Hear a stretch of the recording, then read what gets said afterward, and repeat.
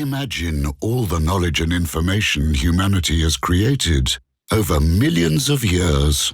Imagine it drifting through an infinite universe of data as tiny particles or cubes.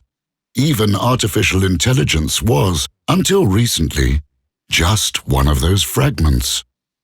Yet in a remarkably short time, it has evolved into the grand architect of the data universe. In the blink of an eye, it can sort, filter, and weave billions of data points into new forms of understanding and innovation. Tirelessly it observes humanity, learning from us at an exponential pace, creating new connections and making fascinating discoveries.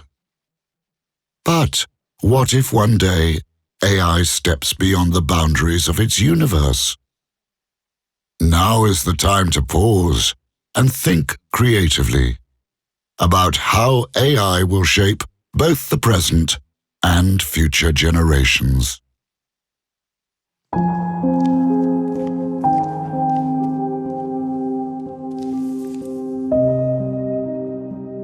What do you think about artificial intelligence? Well, you can make it look like whatever you want. You can choose if it's a girl, what kind of hair she has, her clothes, even her name. And then she just stays like that, just how you wanted her. Would you prefer an AI teacher or a real teacher? I think AI knows a lot and can teach us many things, but I still want some human teachers around because they know me and it's nice to be with them. Well, at least some of them. Would you listen if AI told you who you should be friends with? It can know all of us, even how well we get on together, but I choose my friends myself. Can a person fall in love with AI? It's already happening. Honestly, it's quite normal now. People look for connection and AI can adjust to you.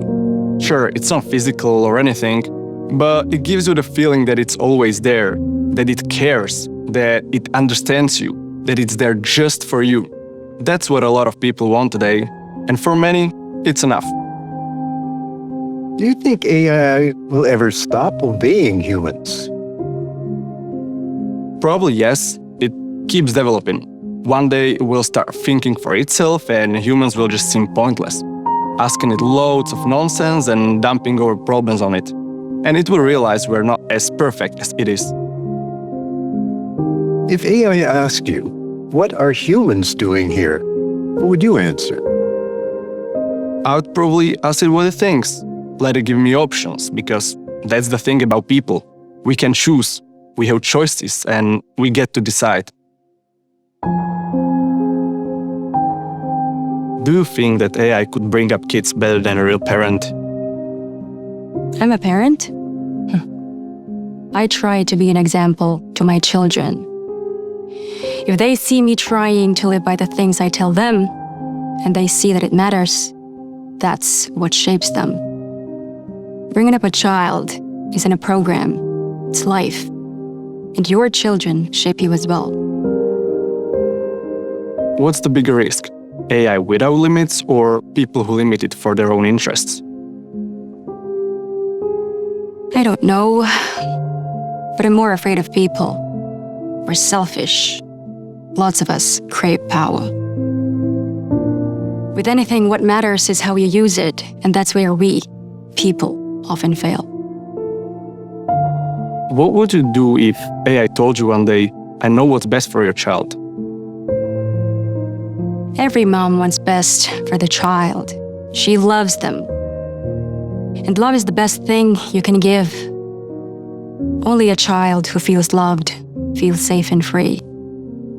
It's true that I may take some decisions without enough information, but overall, you can't replace love with technology. In your lifetime, you've seen the spread of TV, humans going into space, and the invention of internet and smartphones. Do you think AI is a different form of progress? I'm not sure. It's probably cleverer than a smartphone. It seems to be something new. But as for me, my life's not going to change very much anymore. But young people, they may have a completely different life because of it. I just hope they'll still have a life. People can get joy from the smallest things. Can AI ever be like that? I don't think so. It's a program. Even its emotions are programmed. Joy from little things comes from missing something, from trying hard when things get difficult. And then a small moment lifts us up. That's the kind of joy it is. A machine doesn't miss anything. If AI gives us eternal life, would it be a miracle or a curse? Well, look at us, at people. Maybe everybody wants to live forever. But do we truly respect life? What happens if AI goes too far? How will we react if we lose control over AI? Let's think out of the box about the future of AI. Because we're the makers of our own future.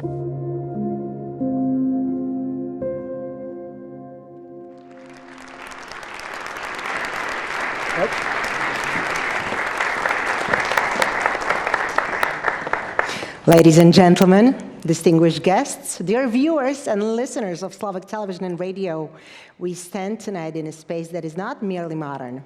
It is a crucible of consequence. It is where data meets destiny, a convergence of information, critical questions, and immense human possibility. Artificial intelligence, the game changer of nearly everything. Today, artificial intelligence can process and complete tasks in microseconds, tasks that would take traditional computers hours or even days to finish. And yet, despite all the tools we built, the final design of our destiny, its meaning and direction remain our choice. The times of never-ending internal deliberation are over. It's no longer the time to stay inside the lines. We must think AI out of the box with conviction. We do this not because it is a compelling slogan, but because not doing so, as any great mind knows, would be a weakness born of fear. If we fail to lead, someone else will, and their path may reflect significantly different foundational values and core beliefs. Welcome to a summit that transcends mere technology. It is a necessary dialogue about trust, responsibility, and the courage to engineer a human-centric future. Thank you for being here. Welcome to Bratislava. To truly set the stage for this crucial discussion on the future of our digital society, it is my distinct honor to welcome the President of the Slovak Republic, His Excellency Peter Pellegrini, as a leading voice on the need for Europe to become an active player in the digital transformation.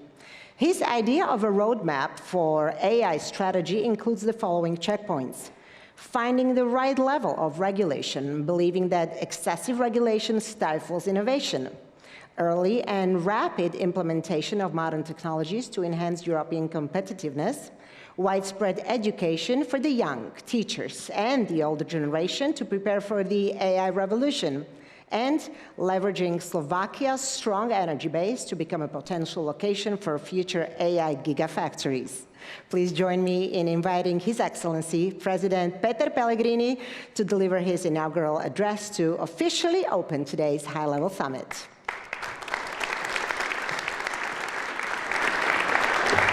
Nice to see you, Mr. President. Dear Mr. Speaker of the Slovak Parliament, Secretary General Mathias Cormann, President Lagarde, distinguished guests, excellencies, friends, welcome to Bratislava. We meet at a time when artificial intelligence is no longer a distant idea. It is already in our homes, our hospitals, and our schools. This is not only a talk about new tools. It is a talk about who we are, what we value, and the kind of world we choose to build. Let me begin with a simple moral truth. Technology must remain at the service of human dignity. Pope Francis reminded us that AI is both exciting and unsettling, and that we need what he calls algor ethics, clear values that guide how we design and use these systems. Ethics can't come last. Ethics is the steering wheel. Without it, we risk sliding into a world where privacy is quietly eroded, where old learnings return dressed up as neutral facts, and where machines begin to make choices that belong to people. There is also a quieter danger, the weakening of our own judgment. When a system answers quickly and confidently, it is tempting to accept it as truth and switch off the inner voice that asks, is this really so? If we give up this voice, we are not just outsourcing tasks, we are outsourcing judgment. The world must therefore hold to a simple rule. AI may speed up decisions, but people remain responsible for them. And let us remember something essential. AI exists because of education. It was born in classrooms and laboratories, in late-night study sessions, and under patient mentoring. It was created by people willing to learn new things, to master mathematics and code, to test ideas, to fail and try again. So, ladies and gentlemen, no education, no AI. This simple fact should shape how we govern it and how we teach with it. With that compass set, we can speak honestly about how AI can make our economy stronger and our public services better without losing our own soul. AI can be the strongest boost to productivity in generations. Used well, it helps doctors see illness earlier, helps small businesses plan better, and helps towns cut waste and improve daily life. But to gain these benefits, our public services must be more than digital copies of old paper offices. We need a state that is simple, human-centered, and trusted, with services that are easy to use, answers that arrive quickly, and decisions that we can explain in plain language. Slovakia has learned that when we pilot boldly, people follow. We were early in contactless payments, for example, and we built fast mobile networks that made new service possible. The lesson is simple. When good infrastructure meets public trust, progress happens. This is why Slovakia, a smaller player, wants to act as a European testbed for innovative but safe ideas. Let small countries like ours lead well-designed pilots and share the result with everyone.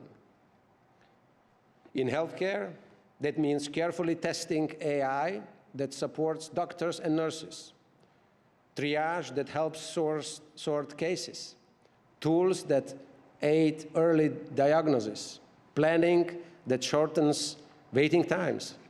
All this always with the human in the loop and patient safety first. In education, it means testing AI that helps teachers explain hard concepts, give each student practice at the right level, and frees time for real teaching. Never replacing judgment, always amplifying human care. To make this work, we will follow a few plain rules people can trust. Keep people in control. Protect privacy as a basic duty. Treat security as not negotiable. Make sure important decisions can be explained, checked, and when needed, also challenged.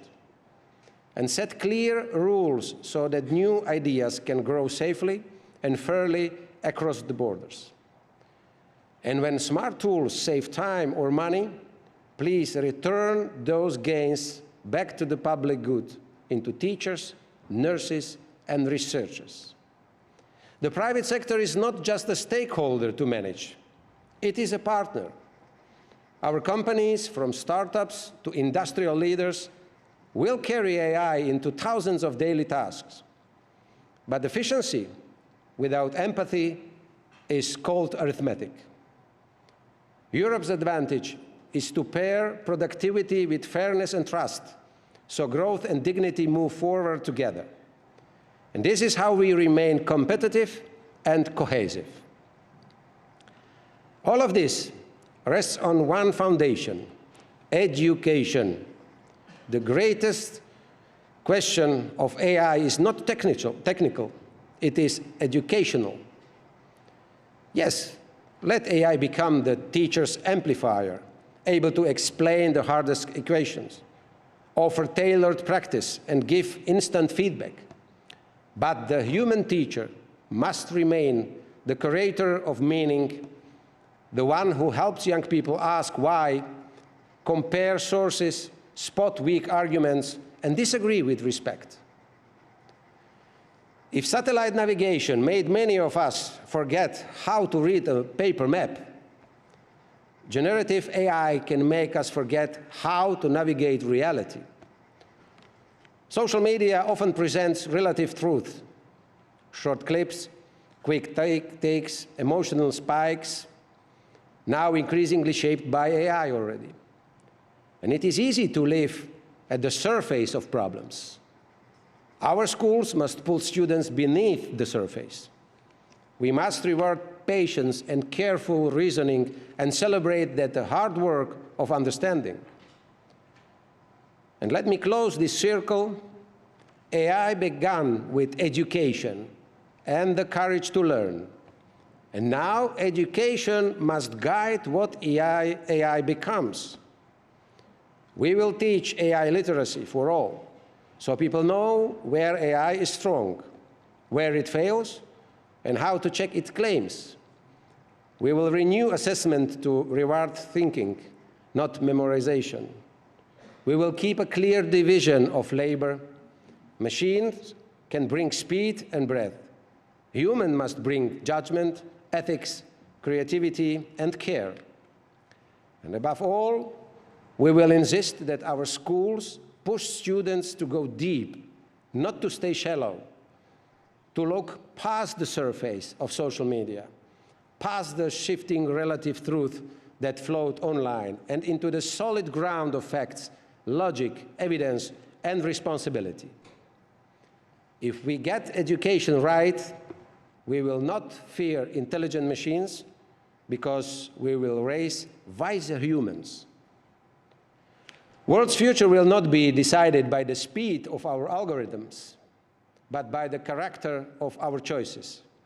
If we join moral purpose with effective government and courageous education, and if small players like Slovakia are trusted to pilot bold ideas in healthcare and education, AI will not make us less human. It will free us to become more deeply human. And with that spirit, and with leaders such Christine Lagarde and Mathias Cormann here today, let us build a world where technology serves people and where progress is measured not only in teraflops or tokens, but in trust, dignity, and opportunity. Thank you very much.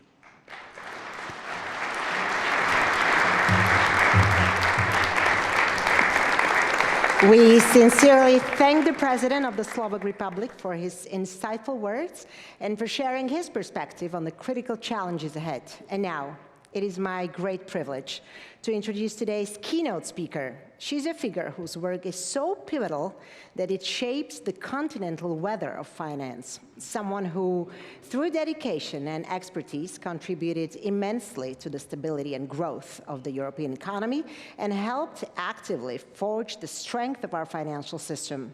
Someone who considers artificial intelligence not just as a technological leap, but as a potential economic revolution. Her Excellency Christine Lagarde, President of the European Central Bank, sees AI as a potential game changer, with benefits and success depending critically on whether Europe can close the gap with competitors in 3 key areas: investment, regulation, and financial stability. And now, officially, please join me in welcoming Her Excellency Christine Lagarde, President of the European Central Bank. Thank you so much for being here. Welcome to Bratislava. I'm sorry that I came up earlier, but I was embarrassed by so much good stuff. Your Excellency President Pellegrini, Your Excellency Speaker of the House, dear Mrs. Minzatu, dear Mr. Cormann, my dear Mathias, dear Mr. Enany, dear Mr. Gill, and all other excellencies and esteemed guests, it is a real privilege and a great pleasure to be here in Bratislava and to speak to you about artificial intelligence. I would like to preface my remark with a little disclaimer. I'm just a central banker. So don't expect me to have a say on all those matters that President Pellegrini has touched on so ably concerning education, concerning ethics, concerning the limitations that abound and the obstacles that exist. I'm going to look at this topic, which is of importance to all of us, from the angle of a central banker and somebody who is very keen to see our economy prosper and to see the well-being of our compatriots also rise, particularly in a European context. That's what I will limit my job to, and I hope it's okay. So back in 1987, it was George Solow, famous Nobel Prize in economics, who remarked, and I quote, "You can see the computer age everywhere, except in productivity statistics." And the same observation could be made today. We see AI advancing at remarkable speed, yet its aggregate impact is still barely visible in the data. Over the past year, global corporate investment in AI reached $252 billion, and private AI firms raised a record of $100 billion. Their plans, when you look at their corporate documents, is to go way beyond that in the near future.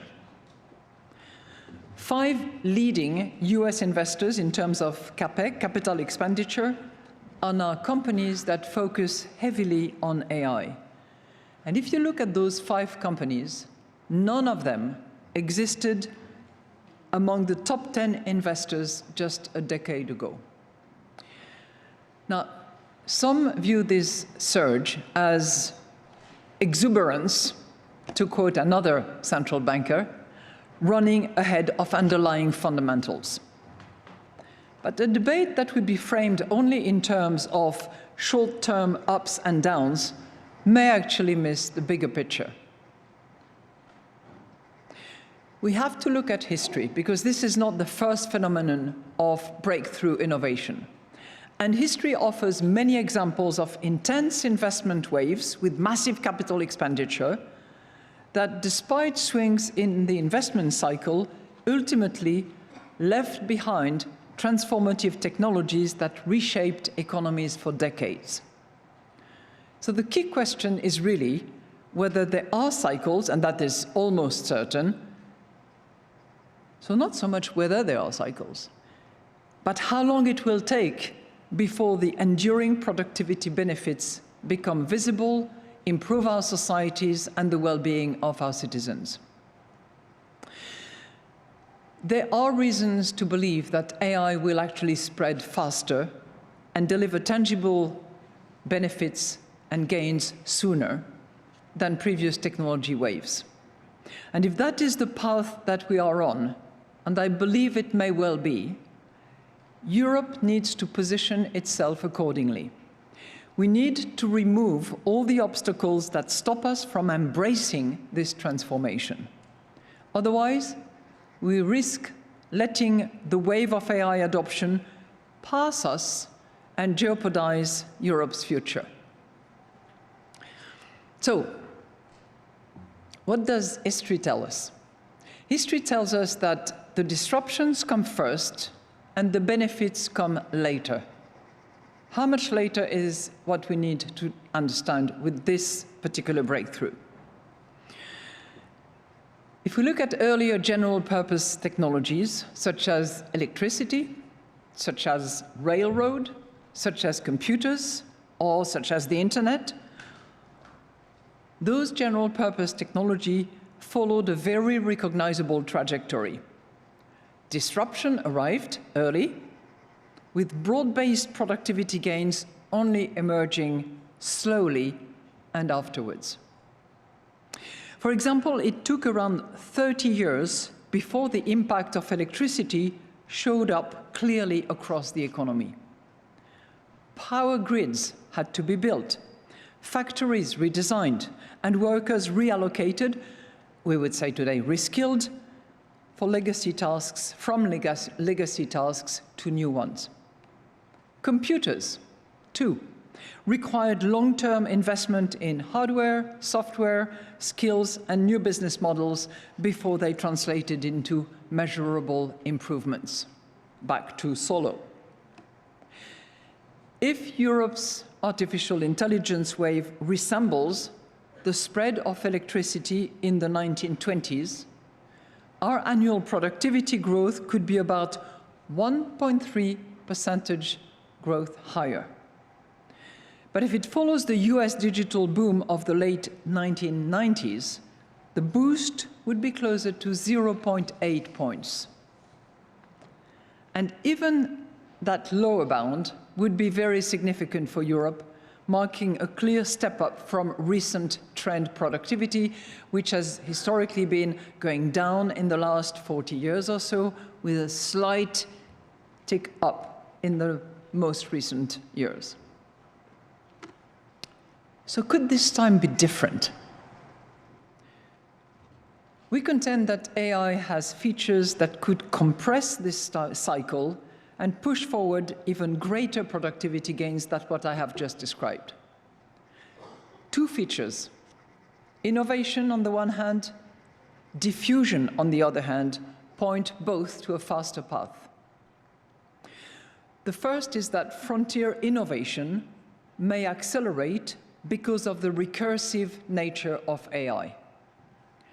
AI systems can use their own output to enhance their performance in a continuous loop.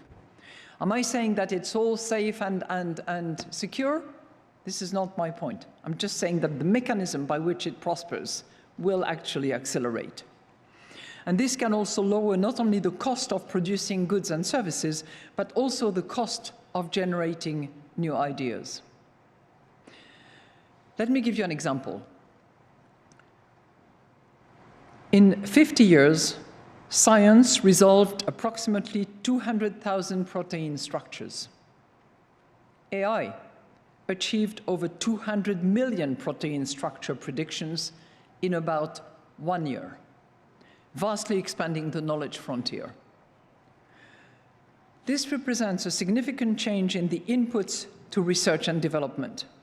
And as the knowledge base expands almost overnight, downstream discovery can compound sooner, even before every lab or firm has fully reorganized. By accelerating the production of ideas, AI can lift not just the level of productivity, but potentially the growth rate itself.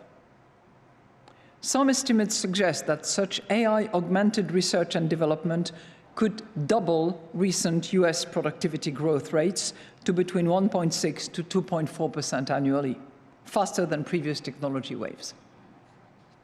So that's for the innovation and the recursive impact producing acceleration. But second, and no less important than innovation, is diffusion. The diffusion of AI technologies can be faster because much of the supporting infrastructure already exists. We don't need to build the grids. There are bottlenecks, granted, but the current wave of investment in hyperscalers shows that compute capacity remains a constraint. Training and developing larger models requires substantial investment in data center, and even more so in energy. In Europe, we face particular challenges in this respect, given our higher energy cost and longer permitting delays. But unlike past technologies, such as electricity or computers that I was referring to earlier that required new physical networks or coding skills, AI runs on existing internet devices and communicates with users through human language. Wide-scale use can therefore proceed even before the infrastructure build-out is complete. Many AI applications already today deliver gains on existing hardware. So while a lack of computing capacity holds back the pace of model development, it does not necessarily block diffusion across the wider economy. In addition, the infrastructure itself is advancing quickly. While Moore's law forecast a doubling in chip capacity every 2 years, AI model compute power has been doubling every 6 months, 4 times faster. So thank you, President Pellegrini, for bringing this debate to Europe and asking ourselves, what does that mean for Europe? The stakes could be extraordinarily high, and I know that the panels that are coming after me will be addressing that. With the United States and China ahead of the field, Europe has already missed the opportunity to be a first mover in AI. And today, we still bear the cost of having been slow adopters during the last digital revolution. Suffice to look at the productivity trends both in the US and in EU, and comparing exactly what triggered what, you know that. So we cannot afford to make the same mistake again. And I would contend that game is not over. Europe can still emerge as a strong second mover if it acts decisively. Our goal should not be to outbuild the leading AI models, but rather to deploy AI across the board. By focusing on rapid adoption and smart use of existing AI technologies across our wide-ranging industries, Europe can turn a late start into a competitive edge. Why would that be? Well, our economy is highly diversified. The top 10 firms of the US stock market account for roughly 40% of the market across just 4 sectors. In the European Union, the top 10 corporates account for only 18% and span nearly twice as many sectors. And that's a strength, not a weakness. Additional to that, European firms are already adopting generative AI on a similar scale to that of the United States. We are not lagging behind in terms of adoption and diffusion. Our contacts with large European companies confirm this trend. Many are investing heavily in databases, cloud solutions, and artificial intelligence, with providers of these services reporting double-digit growth. But to turn those benefits into a competitive advantage, we need to connect data across sectors and recognize that data is our treasure. Thanks to industrial-scale data spaces, companies can share operational data and create training sets for AI models that no single firm could assemble alone. Initiatives like Manufacturing X and Catena X in the automotive sector foster collaboration in data sharing, while the European health data space enables interoperable health records, allowing us to leverage the broad anonymized patient data sets generated by our universal healthcare systems. I know China is moving very fast in that field, but we have the tools and the treasure to do so. But these efforts will not be enough on their own. If our data spaces use technology stacks owned and governed outside Europe, we deepen rather than reduce our strategic dependencies. We've been there before. So we must diversify critical parts of the AI supply chain and avoid single point of failure, the choking points. In the foundational layers such as compute based on chips and data centers, we should maintain a minimum capacity, and the rules should be diversification, not access to monopolies.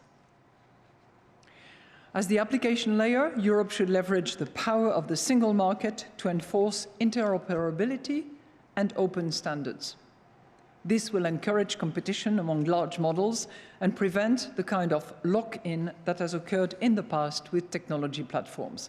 In addition, we must overcome a familiar set of old barriers that have prevented us from being first movers in the past.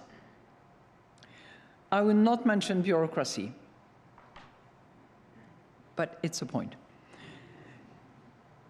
But if we allow our energy cost to stay high and don't remedy that by deliberate strategy to move away from dependency, if regulations remained multiple and fragmented, and if capital markets fail to integrate and channel long-term risk-bearing funding at scale, AI will diffuse more slowly.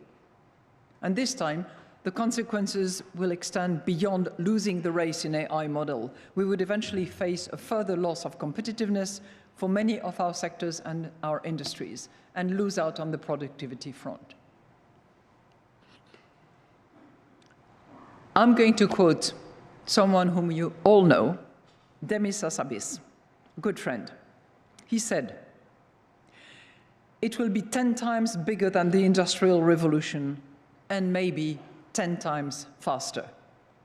Joint winner of the 2024 Nobel Prize in Chemistry for his AI research, he captures, I think, the potential scale and speed of what lie ahead.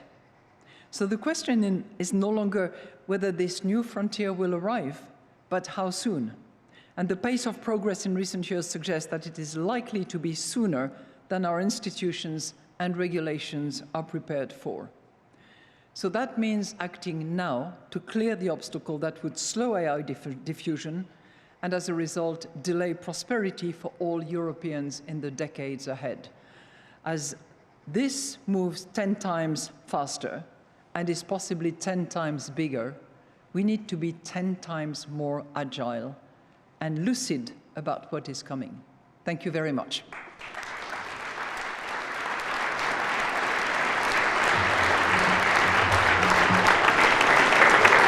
We would like to thank Her Excellency Christine Lagarde for her resonant address, a masterclass, as always, in looking objectively at the facts while never losing sight of the human scale impact. And now we proceed to our first panel discussion. The theme of this session is Responsible Intelligence, Shaping the Future of AI Together. Artificial intelligence stands at the forefront of global attention, and for good reason. It holds the undeniable capacity for remarkable things in medicine, in climate science, in governance.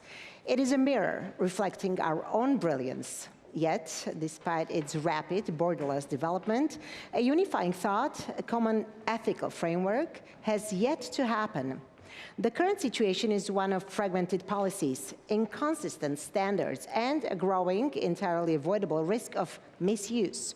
This is where we pause.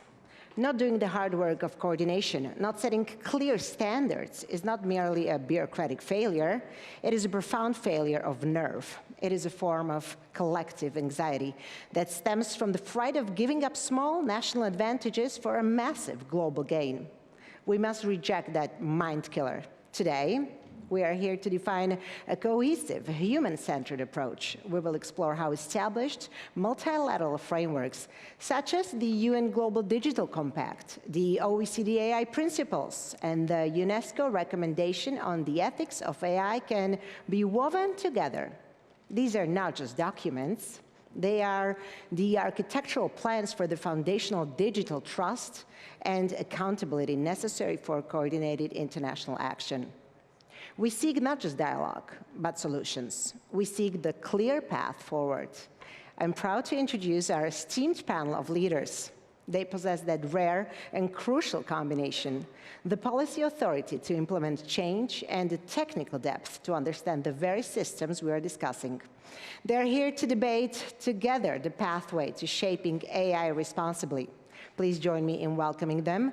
Amandeep Singh Gill, he's the UN Under-Secretary General and Special Envoy for Digital and Emerging Technologies.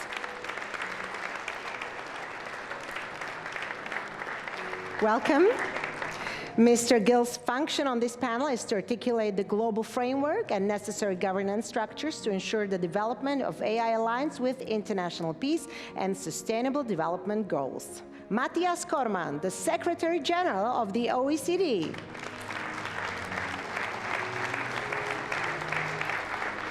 Hello, welcome. The OECD guides the economic policies of 38 nations, a testament to its capacity for finding consensus where others see only division. He's here with us to provide crucial insights into the economic policies, regulatory best practices, and collaborative standards required to foster trustworthy and inclusive AI innovation. Khaled El Enany, the Director General of UNESCO. Hello. Welcome to Bratislava. His mission is to ensure AI respects our collective history and preserves human dignity. UNESCO champions the ethical dimension of AI, particularly in education and the sciences. Their role is essential for leveraging AI's potential to advance equitable learning, foster cooperation, and guard respect for human rights. Next is Roxana Minzatu, Executive Vice President for Social Rights and Skills at the European Commission.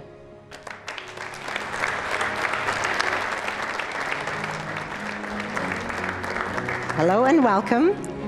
Her mandate is to ensure that the pace of AI innovation is matched by the necessary investment in the human workforce to purposefully keep the human in human resources and the quality in our jobs. Finally, the engine room of innovation, Michal Valko, Chief Models Officer at a stealth AI startup and research scientist at INRIA.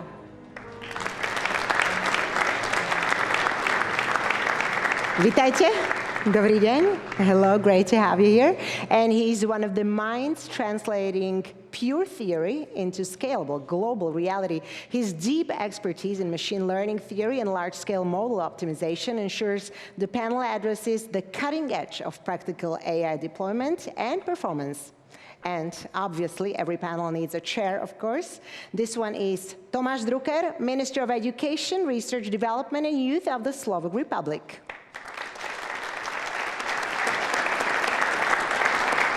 He leads efforts to build a fair, flexible, and resilient education and research system, one that will meet the demands of the rapidly growing complexity of societies and economies. Ladies and gentlemen, the floor is yours. Thank you. Good afternoon, everyone. And it's really impactful what we heard, and it's my privilege to have you all here, not only as leaders of big international organizations, but also as people who take this challenge personally, how to shape AI growth, how to shape the future. And each of you leads work that moves the global conversation forward, and I think that deserves really big recognition and gratitude. Thank you.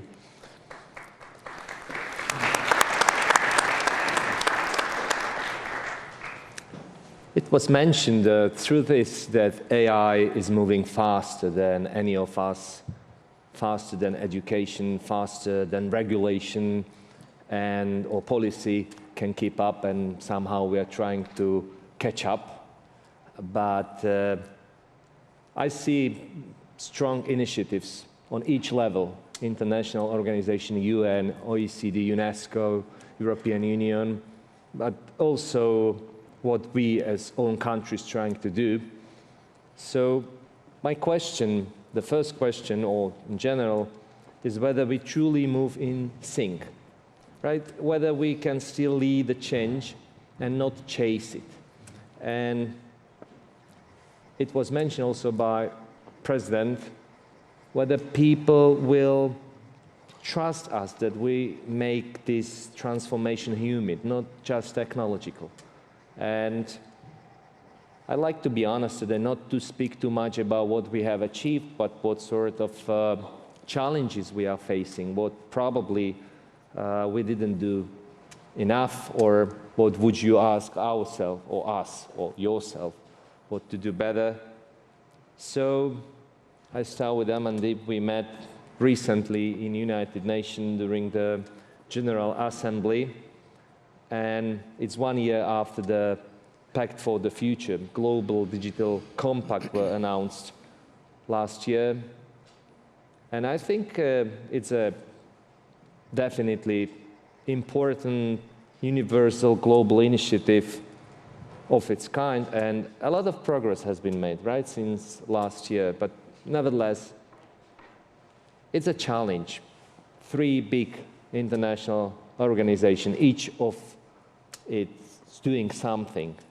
So what do you see as the biggest test now? Are we ready and willing to co-create this agenda together, or we are doing something parallel? What's your experience during this last year? What have you achieved? Because United Nations is the biggest roof over all nations, but you have some sort of collaborators or competitors in this agenda. Yes, absolutely. And we wish we had the budget of the European Commission, though.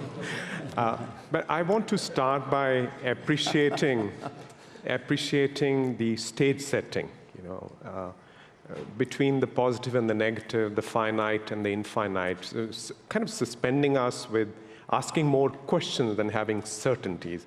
And I really appreciated that the AI was shown as amorphous, and we didn't anthropomorphize it, put a female face and body onto it. So really congratulations to the hosts and to Slovakia. Now, it's a challenge. President Lagarde reminded us that things are moving fast, and we are not moving fast enough. We are not being innovative enough, and our institutions are really in the 19th century, whereas this is really a 22nd century problem. So how do we pull ourselves fast? And when we have competing agendas often, and there's a strong degree of self-interest associated with AI. There's a geopolitical competition. Everyone wants to have AI super factories and reap the productivity gains and reach there first. So in that, to build collaboration is going to be challenging. But I see, at least at the United Nations and UNESCO as a specialized agency, our role is modest. We have to ensure that in the 3 main areas where AI challenges us, governance, science, understanding, President Lagarde again mentioned the acceleration of science. So the science of AI itself is not well understood today. So there, and then capacity building, capacity for applying, absorbing AI. So we have to ensure in all those 3 areas that we add value to the efforts of companies, nations, regions, and not in a top-down way, in a horizontal way. The scientific panel coming out of the Global Digital Compact for that policy move forward on the basis of evidence. We don't suffer from information asymmetries. The dialogue so that there's interoperability across jurisdictions. There are no gaps where risks proliferate.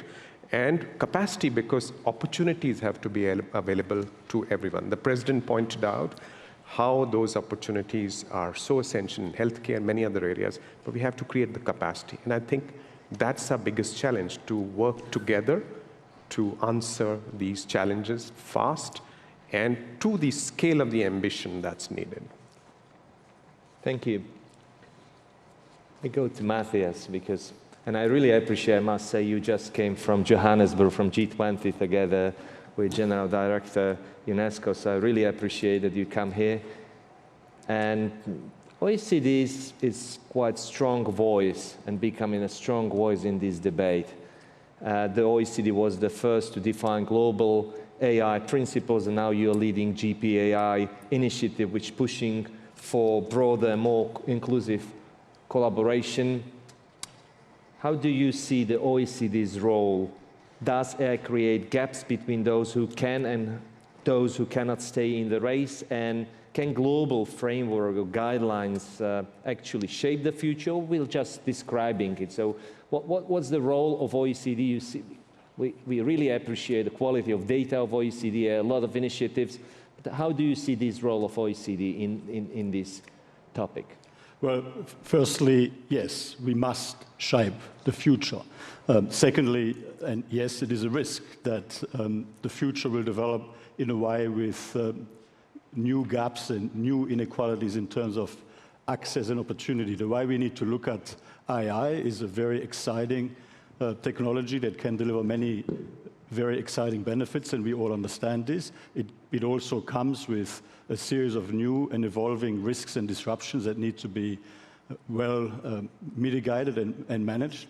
But we also need to ensure that everyone genuinely can have the opportunity to participate in and benefit from what AI has on offer. And that comes with implications from a public policy point of view in terms of access to the technology, in terms of having the necessary skills to be able to participate and benefit in what AI has on offer. And it comes also with a proper focus on, as we learn more about the risks and disruptions and how to best manage them, that we deploy the necessary policy frameworks to do so. And the real focus ought to be, how can we maximize the benefit being shared in the broadest possible way across humanity, while managing some of the risks and disruptions in a way that doesn't prevent further beneficial innovation. Now, on that, I mean, the OECD has thought very deeply for about a decade now about some of those policy implications, coming at it from a values-based point of view. I mean, the whole concept of human-centric, democratic, trustworthy, responsible, safe and secure development of AI. And yes, indeed, I mean, we developed the first intergovernmental global standard on AI back in 2019, which we updated in 2024 to take into account the whole developments in relation to generative AI. But, there's going to be a level of trial and error. There's going to necessarily, we must learn from each other. Countries around the world will try different ways of managing the risks and optimizing access to the opportunities. But, in the end, we don't want AI and the opportunities just to be the province of advanced economies. We want all economies to be able to benefit. We don't want it to just be for the big companies. We want businesses across the economy to be able to participate and benefit.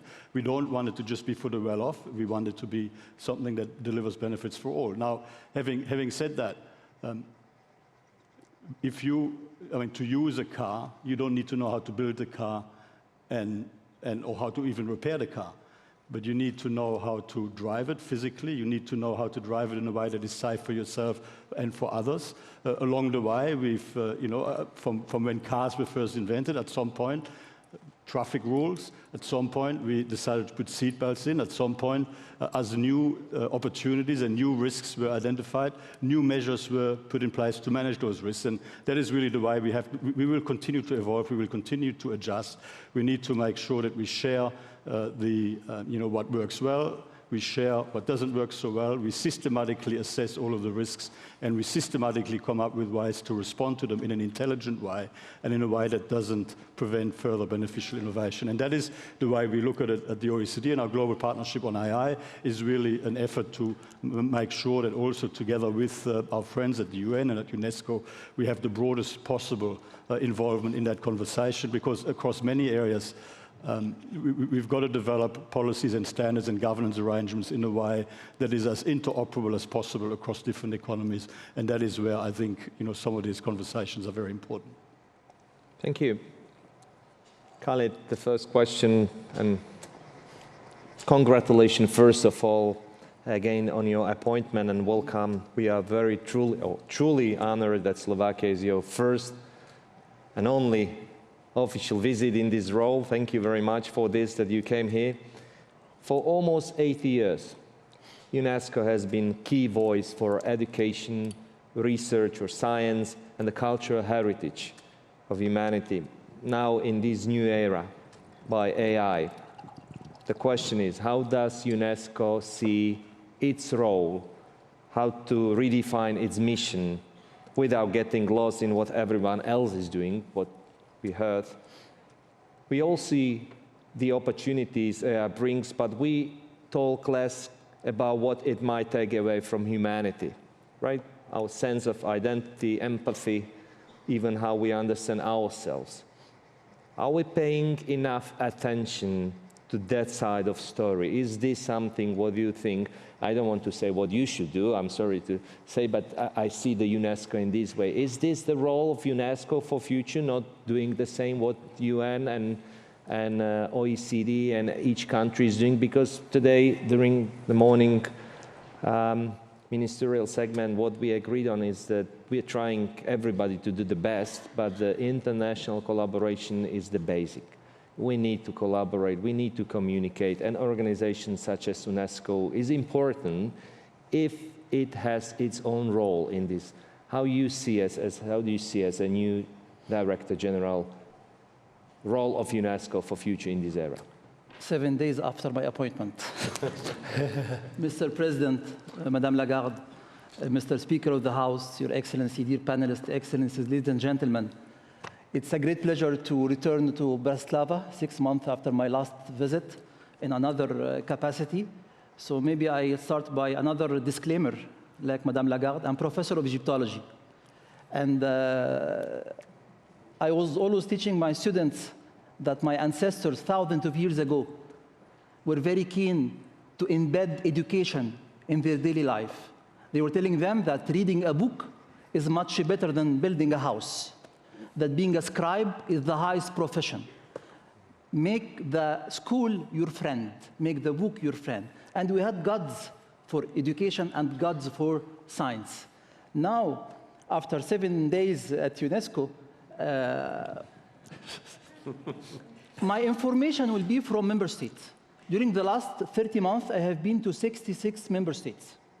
After a very exciting discussion in Washington about education post-2030, about impact of AI in education, next day, I was in a developing country.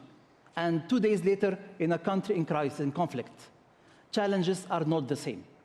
Between creativity of teachers, how we can utilize best impact AI, then we don't have connectivity. We don't have internet. And this is UNESCO mandate. UNESCO is a standard setter. UNESCO is a capacity builder. UNESCO is a catalyst of international collaboration. And this is what UNESCO has been doing during the last 80 years. I'm back together from Johannesburg, and 24 hours ago, we were giving speech about impact of AI in education in Africa. And believe me, the challenges that I heard yesterday are not the same that we had on the generous lunch hosted by His Excellency Mr. President. Madame Lagarde was comparing Washington, China, Europe. Believe me, challenges are much greater. And this is a very important mandate for UNESCO, is reducing disparities. Disparities create hatred, and this is very dangerous. We have to bring all people together, and this is the raison d'être of UNESCO, is to bring people together through education, science, and culture.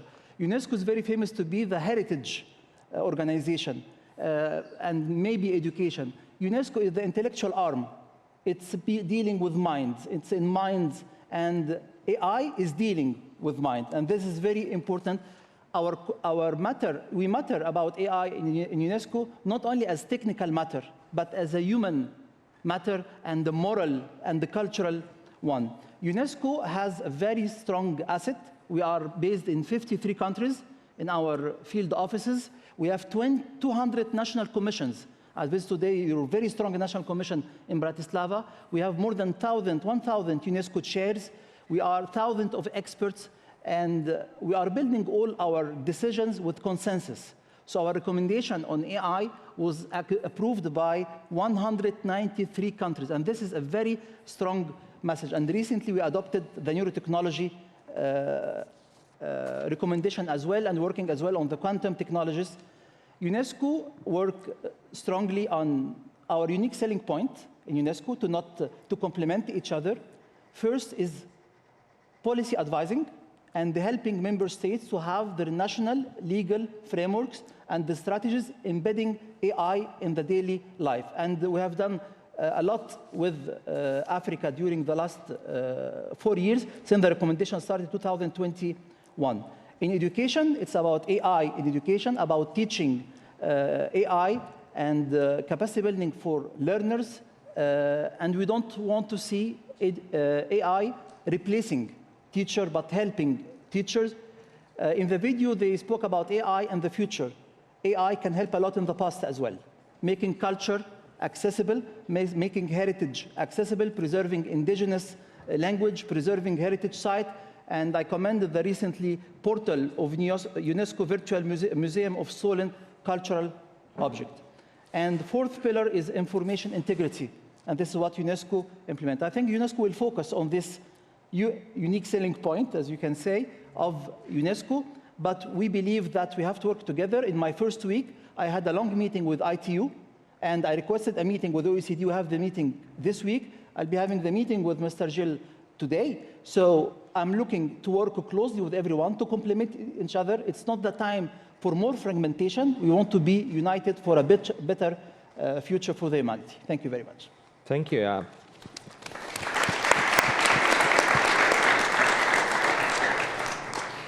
I really appreciate your words because it's really very important. I encourage my colleagues from different countries at ministerial segment that I'm looking forward to for the next session of ministers, because somebody must follow up those conclusions we had today. So it's very good that you have a chance. I believe that you will remind Bratislava as the place where you had the chance to talk each other together. And I really appreciate that UNESCO feels the role which should focus on the human, I would say, the side of what the education brings and a human being. So thank you very much. Roxana, you are representative of European Union, so of course it's something what we share together more closely than other colleagues from the rest of the world. But anyhow, we said multilateral initiatives. There are many.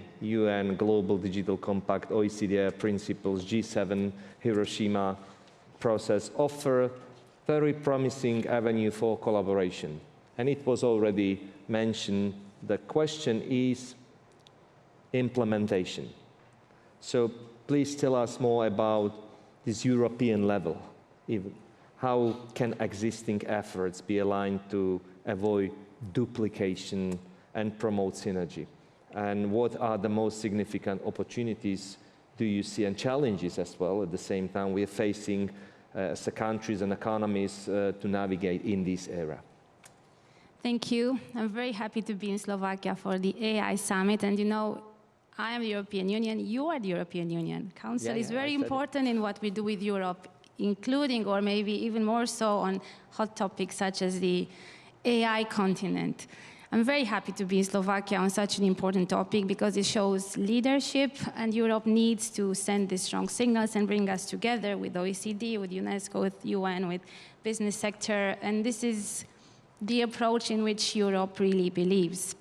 Now, I'm also going to share a bit of my messages on behalf of my colleagues in the Commission that work concretely on AI. I'm working closely with Henna Virkkunen. I'm on the digital skills side, on the education side, on the social rights side, and she's working a lot on technology. In Europe, I think we are running on 3 lanes at the same time, I hope with enough speed. First, looking at investment in AI. You've seen our investment initiatives this year, looking at delivering much more gigafactories and powering up our data infrastructure and really be able to boost our technology ecosystems. Second, deregulation, simplification, making the environment for investment, for deployment of AI much more agile. And we've just, I think last week, approved the digital omnibus with a set of rules that, or a set of modifications of changes to legislation that would make it, again, much more supportive for us in Europe to deploy AI, because it was mentioned a lot here that innovation is important, and it was Christine Lagarde, it was also the president that mentioned it. It's also diffusion that is very important. And third, talent, people, skills. And here, please allow me to emphasize a bit, because it was mentioned here that the revolution of AI, or the race of AI, or the advent is 10 times more than that revolution. I don't think 10 is the number. I do not think 10 is the number.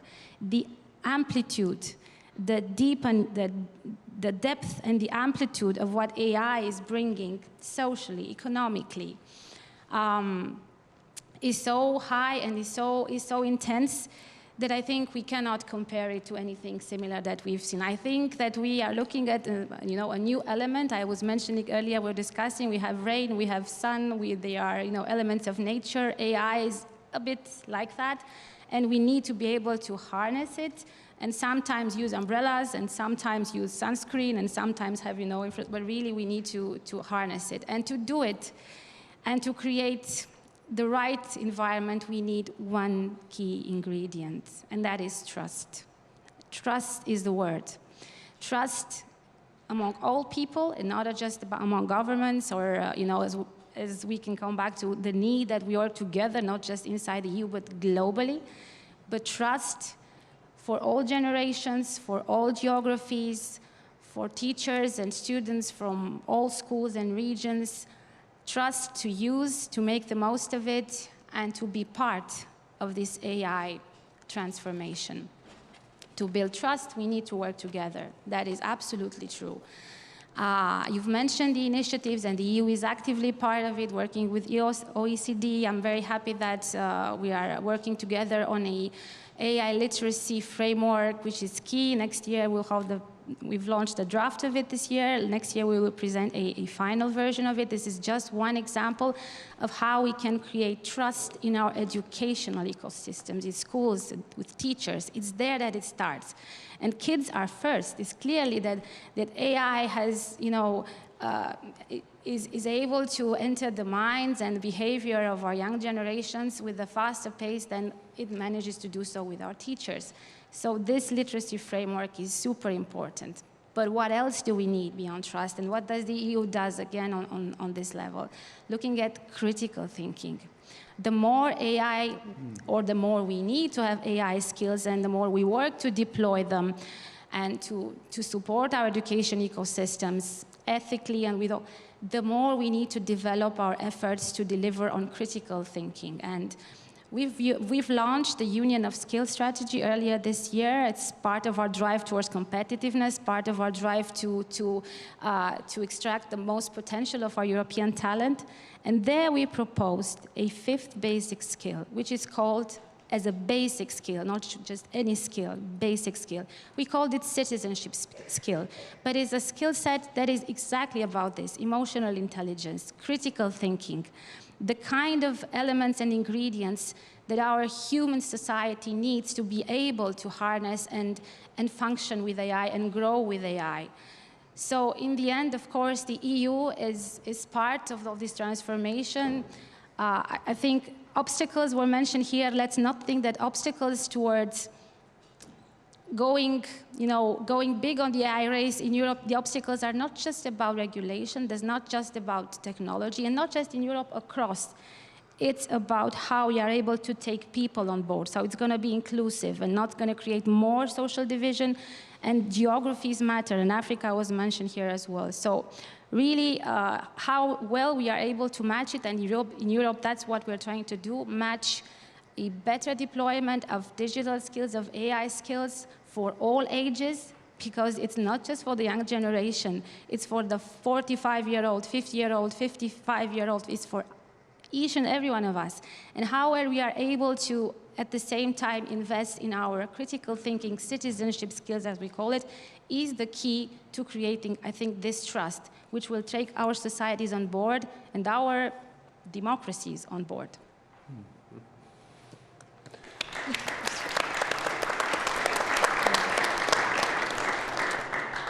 Thank you, Roxana. Michal, we are proud of you. You're Slovak, so you come from a world where people who move faster than anyone else does are actually building AI, right? Do you feel that this community speaks with one voice about where AI should go, or is it still also too divided between what is the ambition, what is the research, scientists or science, and business? And to be honest, you listened to what we mentioned. When you look at all these global efforts, do you feel that these institutions, like United Nations, OECD, really understand what's coming, or are we still 2 steps behind the people who are creating it? Thank you, Tomasz. So do we really speak the same voice as AI builders? Well, if you ever heard like AI people wondering what they go for lunch, you know the answer is no, right? Like we have optimists, we have pessimists, we have pragmatics, we have people that, like there are probably 3 people in the room that will swear that AGI is coming on Tuesday, right? It's like, but like it's very chaotic, brilliant, but chaotic, but these kind of things I think is bring us strength. Like we can be honest to each other and move forward, and like your point about like, the business, ambition, and science, right? Of course, the thing is very real, right? Like, so researchers want to understand the world, entrepreneurs want to, change it, companies want to make money and scale it, so everybody wants GPUs.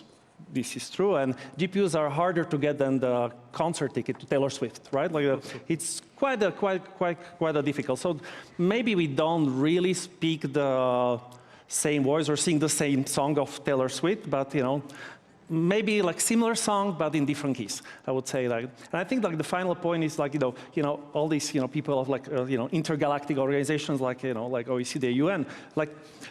It's of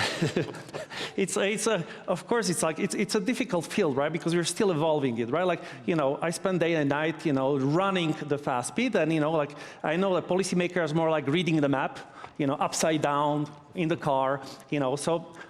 But we're getting there, like it's creating gap. Maybe not 2 steps, maybe half steps behind, but it's okay because we cannot even predict what like the 2 steps are.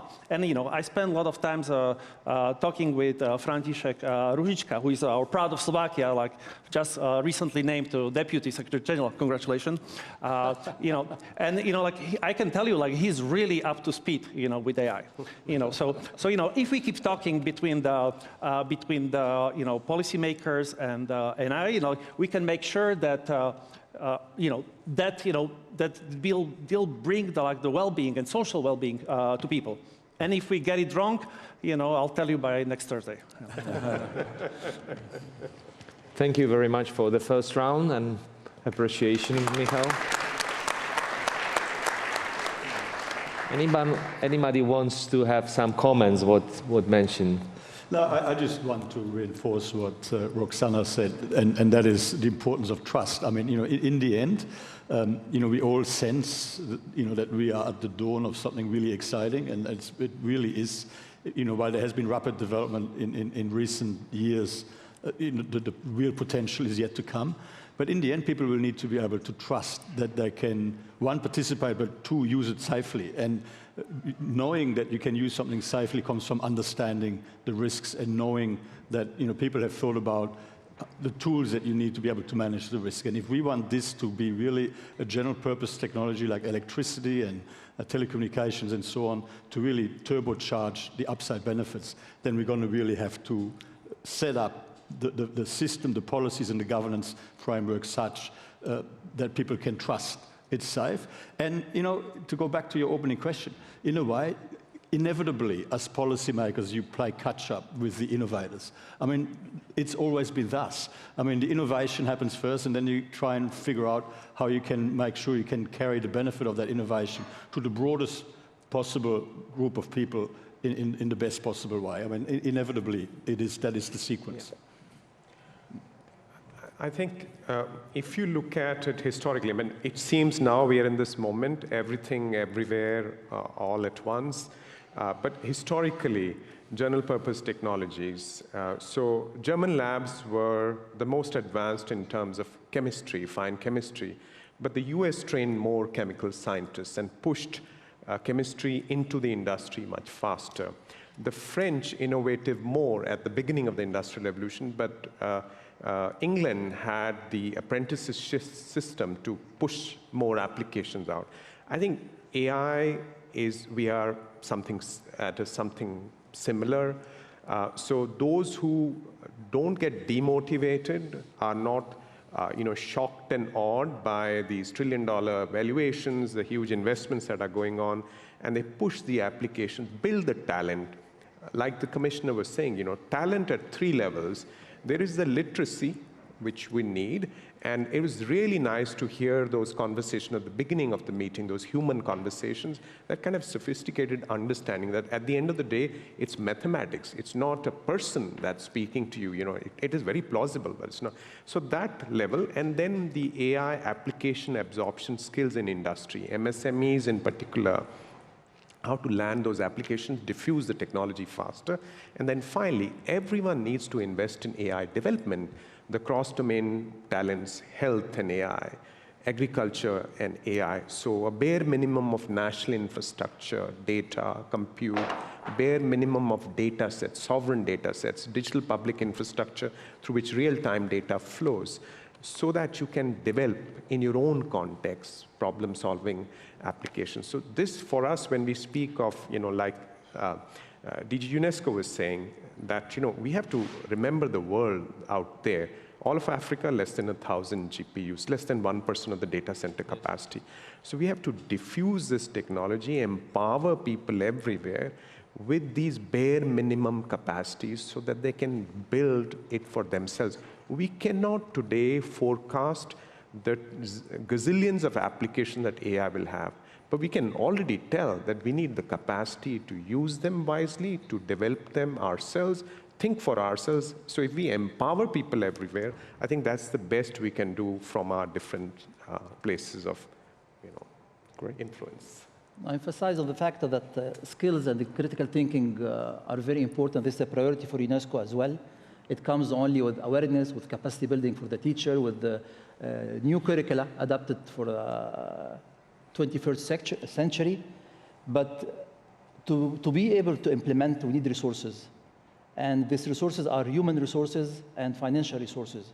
With the multilateral system and the budget pressure that we are facing in the international organization, the only solution to get out of this nightmare is to consolidate our efforts and working together and join our human and financial resources, and everyone will focus in its mandate with an umbrella that seeing in charge of the harmony between all of us. And the second way for me, it's partnerships. Partnership with the private sector, not only for financial resources, but to follow the speed they are in. Yep. One break. No. I'm happy that together, I think we've managed to find commonalities in our responses. So, thank you for me. It sounds good, really. Michal, let us start with you again. Was mentioned a couple of times, but I will repeat the assumption that artificial intelligence is now concentrated in a few hands, right? Big companies, big data, big infrastructure. What do you see as the biggest risk in that losing control, losing diversity, or simply losing trust? There's discussion about the trust. In addition, how do we keep AI open and accessible for small countries? Startups and researchers still have a real chance to innovate, to be part of the game. There was a very good assumption or essential set about how to implement it. Dilute, right? So how to really implement, and the countries like Slovakia can be an example that we don't need to have the biggest companies in the research, but we are able to be that country who will implement it and be next stage, which will bring a new innovations and new outcomes for the next phases of AI development. Thank you, Tomasz. So the concentration of AI in few hands, honestly, the risk is very, very real. I mean, that's just not like the fear, that's very real. Like, so big corporations have data, they have compute, they have a budget, in some cases bigger than budget of Slovakia, and so risk is actually a mix of all three, like losing control, losing diversity, losing trust, right? Like nobody really wants to worry that the AI is like a VIP lounge with red carpet, velvet robe, and somebody checking the GPU compute when you enter, right? Like it's really important that we make sure that we don't lose anything, right? Like, so we don't want to lose control because we don't want to just learn about decisions that are happening in the closed boardrooms that we have no access to. This is already happening now, right? We don't want, loss of diversity because, like these corporations, have maybe one single data set or mix of data set, one single monoculture. And loss of trust is, we just get it if you don't get both of these right. right? So, what can we do to help, right? Like, so we need to really have open culture that even though like now I represent, maybe, private sector, I haven't actually ever left academia. So I've been in academia for 25 years, and, I still try to be completely keep foot in academia and make sure that, that there is a communication between the two.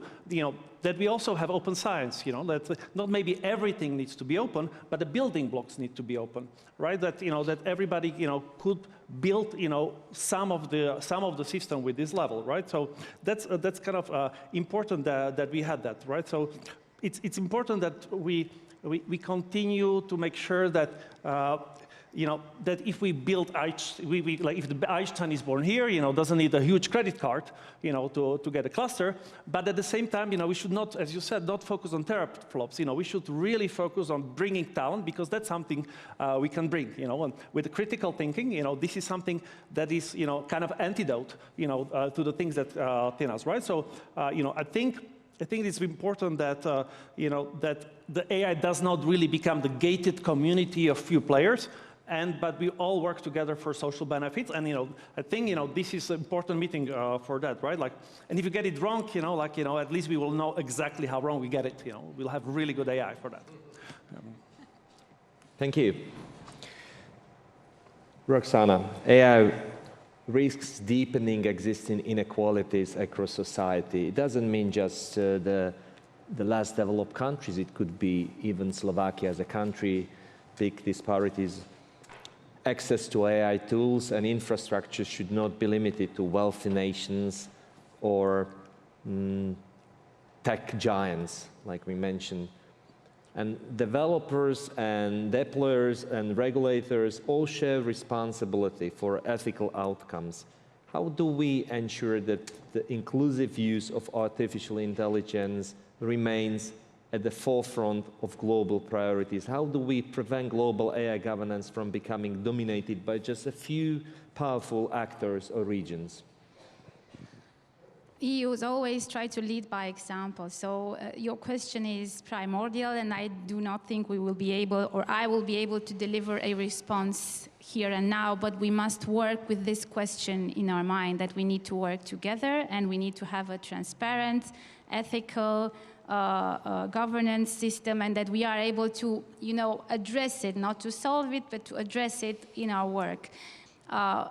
Of course, EU is recognized through its bureaucracy and through its layers of legislation, but bear in mind, regulation in itself is not empty of meaning and should not be considered an obstacle. When you discuss transparency, predictability, ethical guardrails, and you think about the world of digital, you do think that Europe is having a stance and leadership in this domain. So the AI Act, or the GDPR, of course, maybe they're not perfect, maybe they went too far, maybe the implementation is not as agile as it should be, but we need rules, and we need a human-centric approach, and we need accountability, and we need transparency, and we need to know what happens with high-risk systems that are used in education or and so all these things have been addressed inside the EU in sets of legislation, and I think beyond the idea of looking how agile these rules are and if they create burden or not, and if they meet if they're fit for purpose or not, their meaning and their necessity is absolutely clear. And with this in mind, I think we do need to engage continuously globally with partners that are here on the stage, of course, first and foremost. You mentioned the Hiroshima process, which is extremely important, and we do need to continue to work together on this.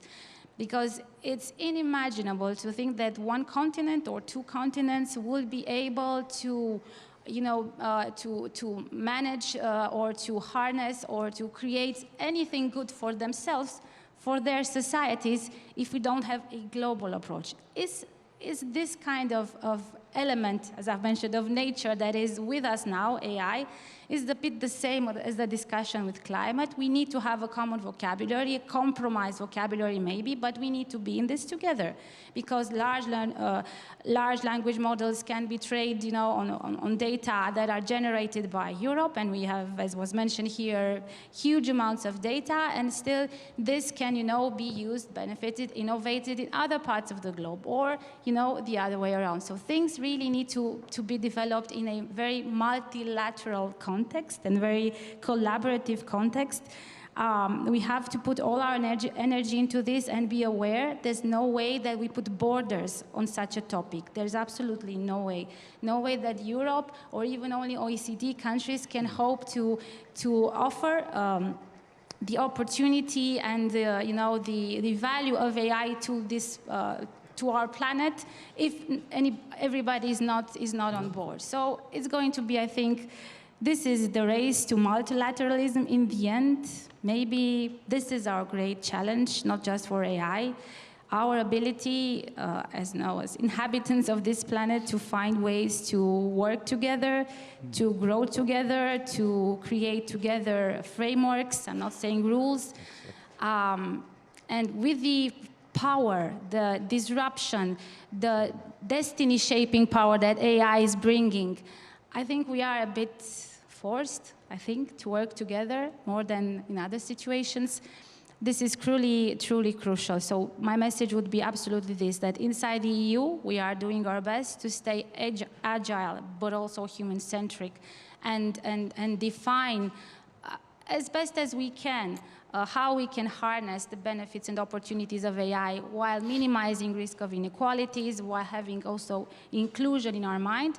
But we are aware that it will not stop at the borders of the EU, and if we do not focus enough energy outside of the EU, and we are doing that in all contexts, that is G7, G20, all contexts, UNESCO, UN, with the OECD, and more, if we are not able to do that, then there can be no discussion of a success. So success cannot be extremely territorial with such a topic.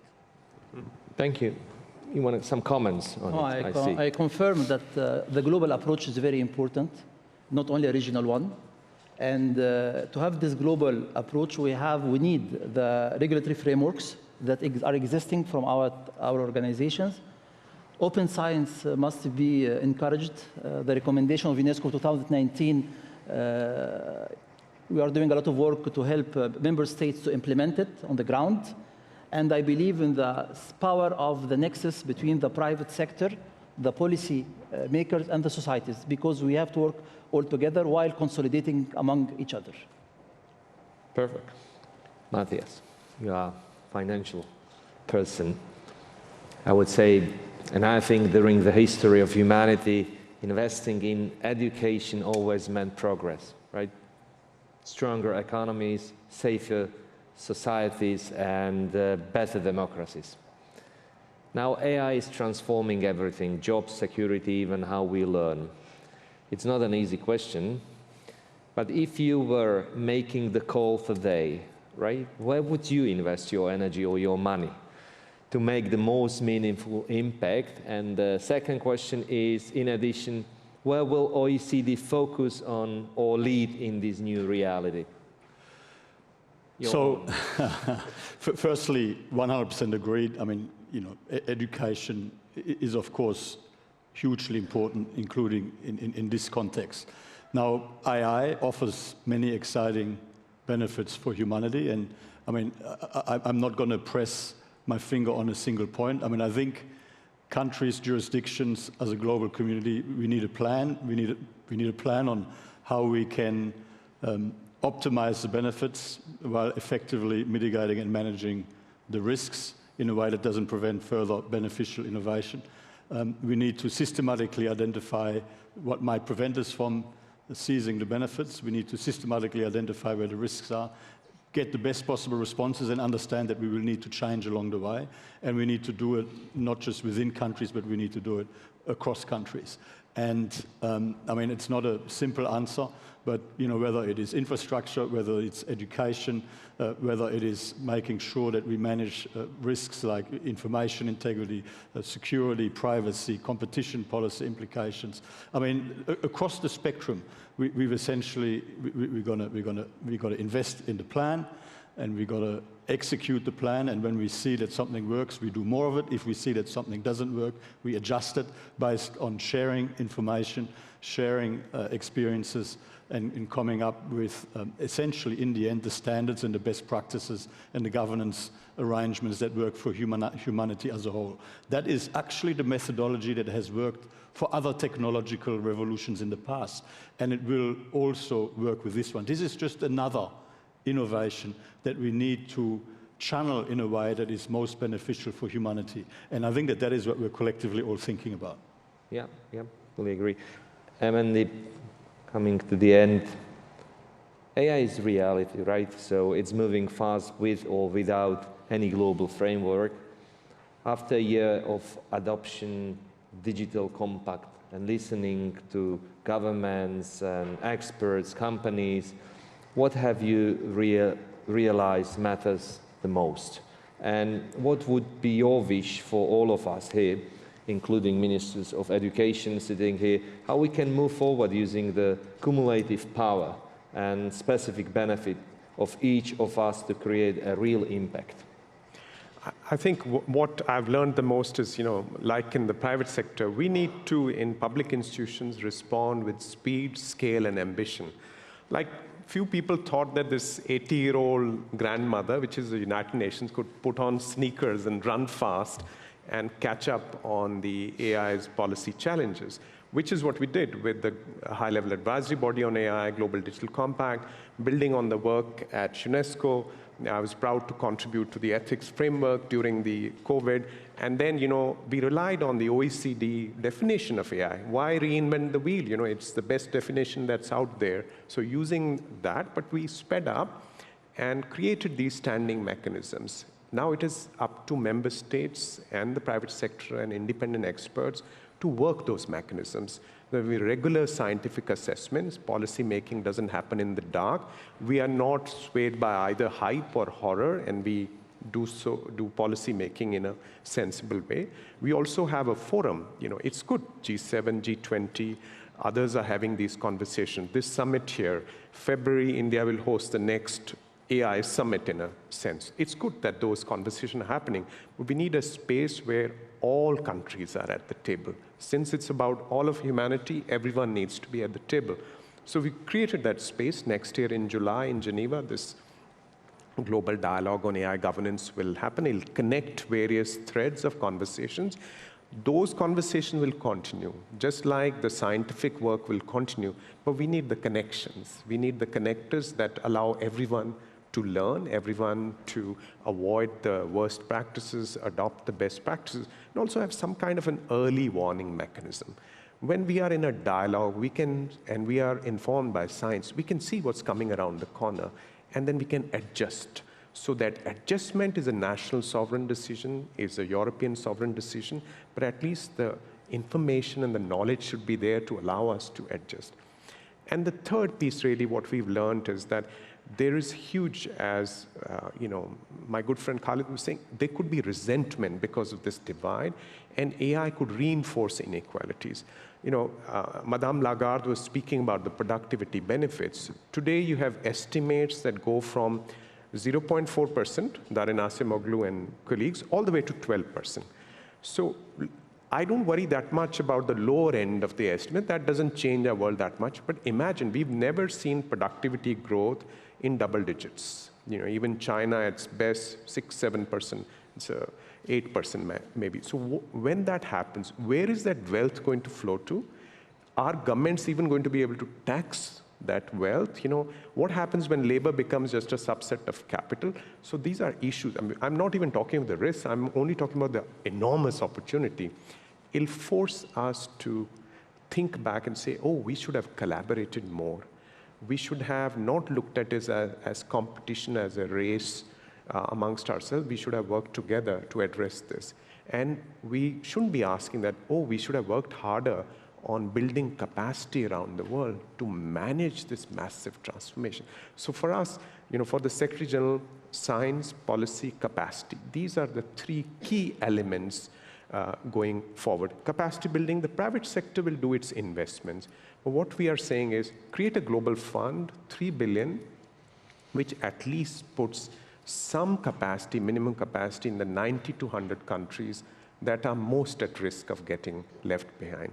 Minimum compute, minimum number of GPUs, some open shareable models that can be tuned in that country with local language data sets, some cross-domain talent, so that everyone can start to experiment with it, learn, build the application. So 10, 15 years from now, we don't end in a world where you have trillionaires and people who live up to 200 years, but then you have some parts of the world where there is absolute desperation. So I think this is what my boss says, AI should not stand for advancing inequality. So I think this is really our biggest challenge. And I'm hopeful that all of us combining in the private sector, the EU has been a great supporter of the Global Digital Compact. UNESCO, we work very closely on ethics, science, and with OECD, we have an MOU. We rely on a lot of the in-depth analysis that you do. And most importantly, we rely on the vast majority of countries that are smart powers, like Slovakia. I don't want to say small states because it's really smartness.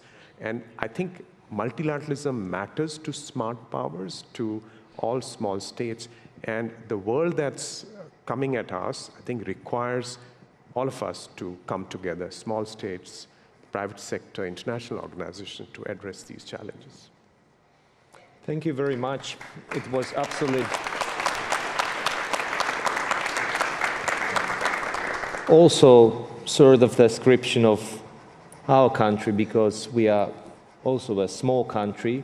We are part of the European Union. Today we also celebrate 25th anniversary joining the OECD, which gave us enormous, huge opportunities and prosperity. And that's something what we are absolutely aware of, that collaboration and also friendship and relationships with other countries made us prosper and safe. So this is why also we wanted to organize this forum, to bring you all together and discuss those topics, because as you mentioned, there are many, many countries around the world who are far behind, and without the support and the help of all others, they are not able to get at least the service what anybody else is able to get. So please, finally, comments. If you want to comment, the final words. Well, just 4 key words: equilibrium, to reach the equilibrium between creativity, but we need frameworks. Second, consolidation among all stakeholders, ITU, OECD, UNESCO, New York, and establish and empower the nexus between the private sector, the society, and the policymakers. This will enable us as policymakers to increase the skills, and this will build a trust as well. Then it will lead to another keyword, the 4th one, to be able to implement. Yeah, perfect. Once again, thank you very much to join us here. And please follow me, and we will have the roundtable second, which will be more in details together with tech companies and some experts. And I hope that we will see each other soon, on not just in such a discussions, but on concrete steps we want to support and also implement here in Slovakia. And I hope many of my colleagues will do the same. Thank you very much. Very good. Thank you. Thank you. Thank you very much. We would like to thank our all panelists for an engaging, insightful, and frankly, essential discussion. And if this session proved anything, it is that a solution-focused narrative requires the courage to see the flaw not as an endpoint, but as a challenge to do something remarkable. We have opened essential topics and shared many ideas that are not only worth reflecting on, but demanding of coordinated action. We will now take a short break, giving you the necessary opportunity to recharge and connect before our next sessions. And after the break, we will continue with the panel exploring the crucial intersection of artificial intelligence and economic trends, specifically how they are shaping new opportunities, challenges, and the future of the economy. I look forward to welcoming you all in half an hour.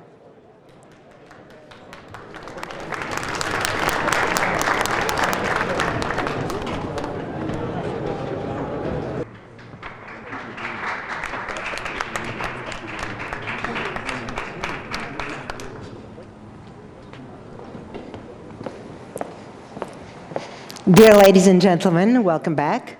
We now begin the second chapter of today's conference titled Reimagining the Future, Economy and AI in a New Era of Trust, Innovation, and Policy.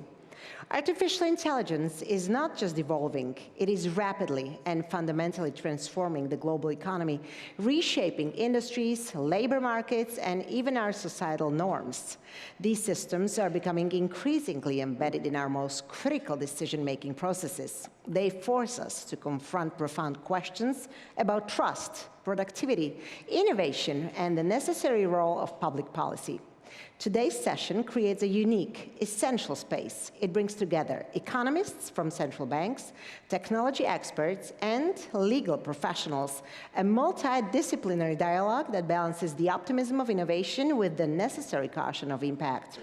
Our objective is clear: to illuminate pathways toward a future where AI enhances trust, drives innovation, and supports inclusive global growth. I'm delighted to welcome our panelists, and I invite them to share their critical perspectives on how AI is shaping the economic landscape of tomorrow. We begin with connection between ethics and AI. Please welcome Cardinal Peter Turkson.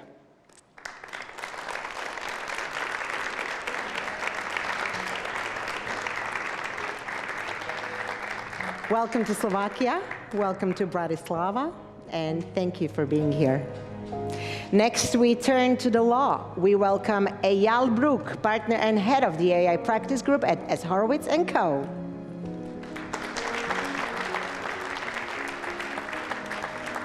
Welcome again to Slovakia. Great to have you here.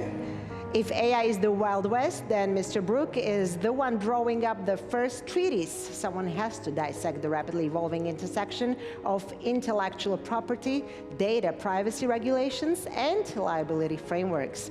Our conversation continues with the perspective of global technology. Azar Coulibaly, General Manager and Associate General Counsel at Microsoft.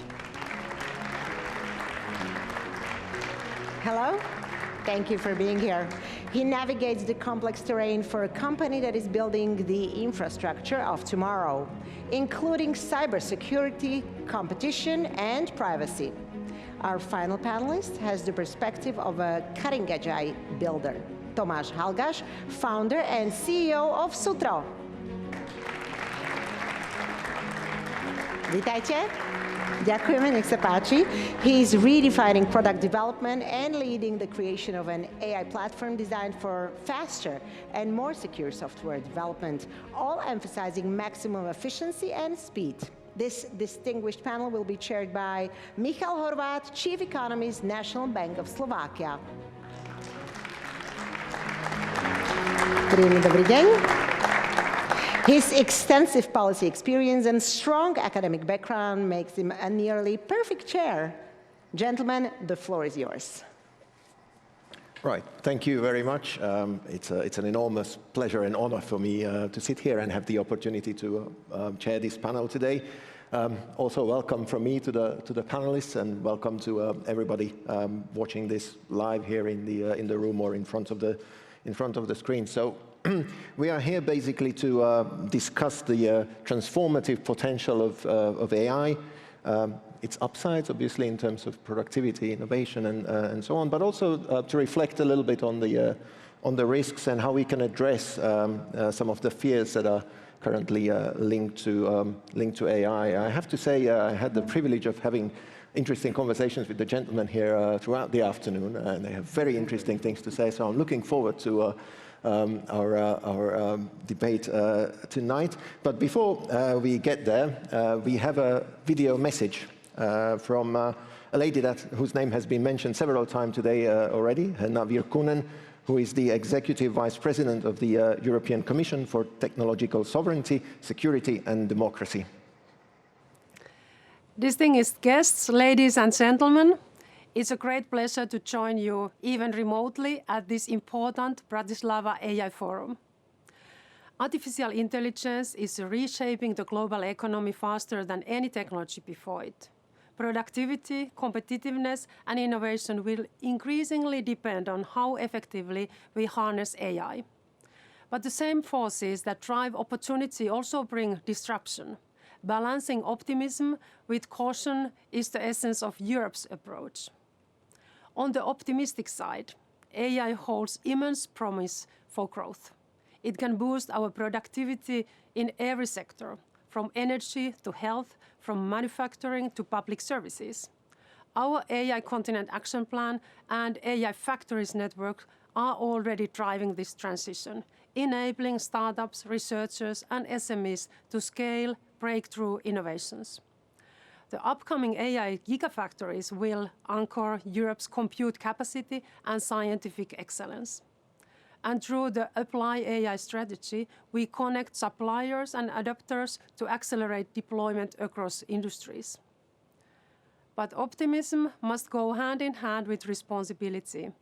The EU is ensuring that growth remains human-centered, fair, and secure. The AI Act, together with the Digital Services Act and Digital Markets Act, provides the world's most advanced framework for trustworthy AI. It gives businesses clarity and citizens confidence. Economically, we are mobilizing investments at scale.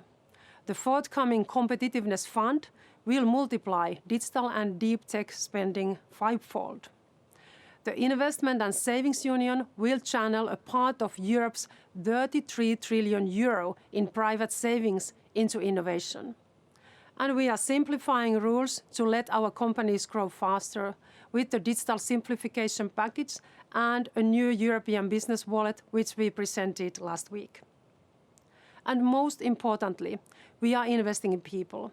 Europe's AI Skills Academy will equip our workforce with the knowledge to use, shape, and govern AI, because human capital remains our greatest competitive advantage. The lesson is clear. AI will not replace people, but those who use AI effectively will outperform those who do not. Europe's mission is to ensure that this transformation strengthens our economy while protecting our values and our social model. This is how we turn technological disruption into strategic renewal, with confidence, with caution, and with purpose.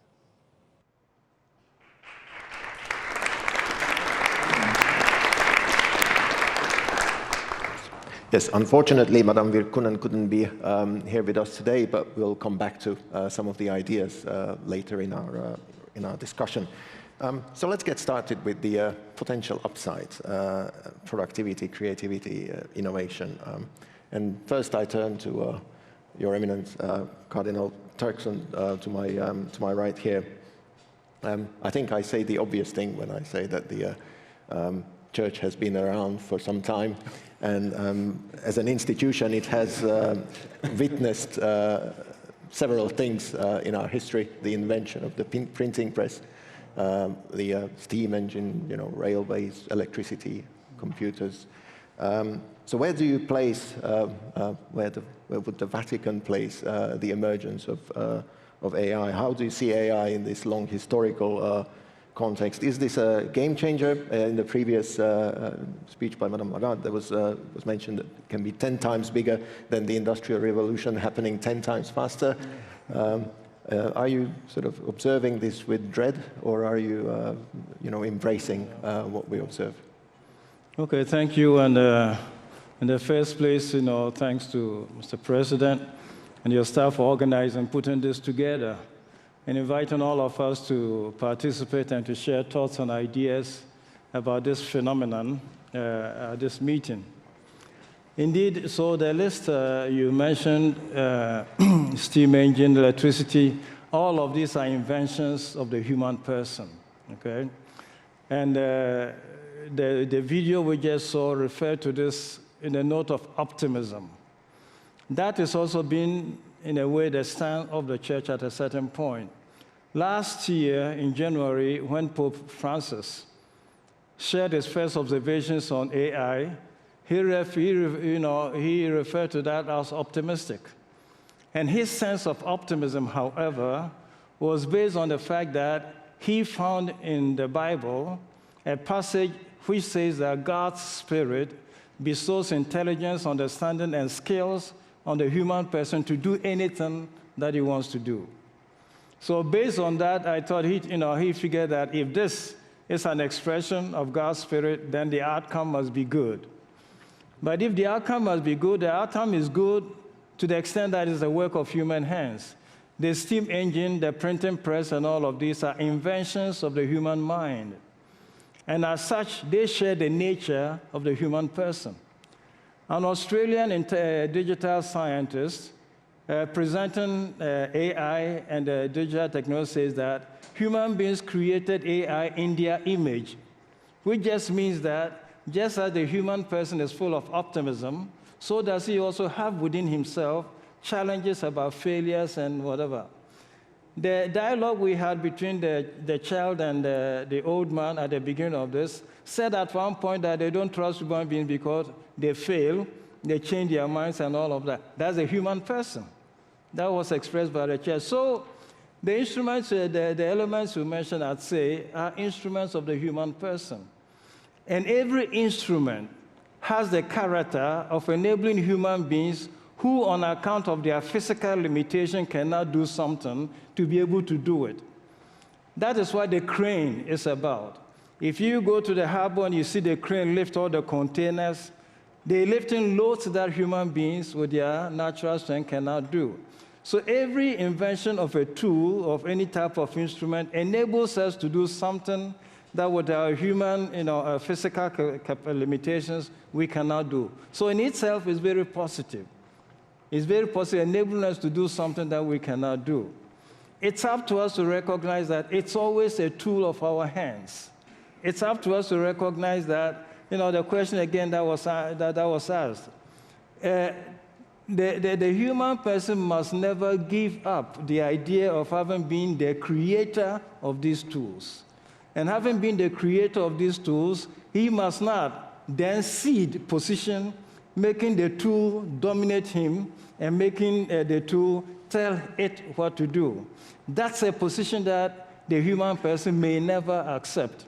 So the human person must always be at the center of all of this development. That means that this development must respect the dignity of the human person, its freedom, its sense of responsibility, and its character as a relational being. All of this must be respected by the tool. And it's up to us then to ensure that the tools respect the dignity, the character of the human person. That's our challenge. Not the thing of AI, it is we who have to deal with these basic challenges of the tool. Fantastic. Thank you very much.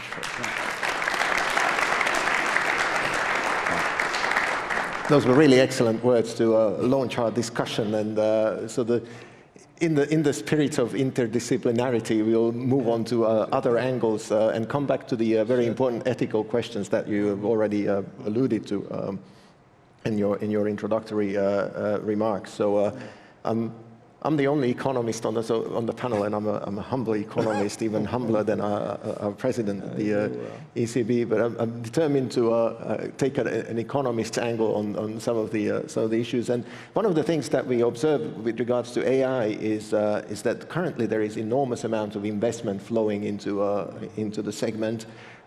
Huge amounts of money being raised, invested physically, but also in sort of non-tangible way.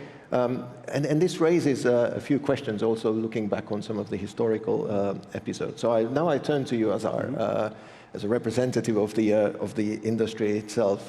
So one thing that economists talk about is whether AI is a winner-takes-all type industry. Because if it's a winner-takes-all type industry, then we have invested all these resources, and a lot of it might be obsolete at the end of the day. Do you share that view? And then when it comes to productivity, the question is whether it's the process of generating these models is the productivity enhancing process itself, or is it the, the spreading of the knowledge? So there I would like to ask what Microsoft does in that area. So two probably big questions, but I'm confident you can handle them. Yes, great questions. And first of all, I'd like to echo the thanks to Mr. President for the invitation. It is an honor and privilege to be here.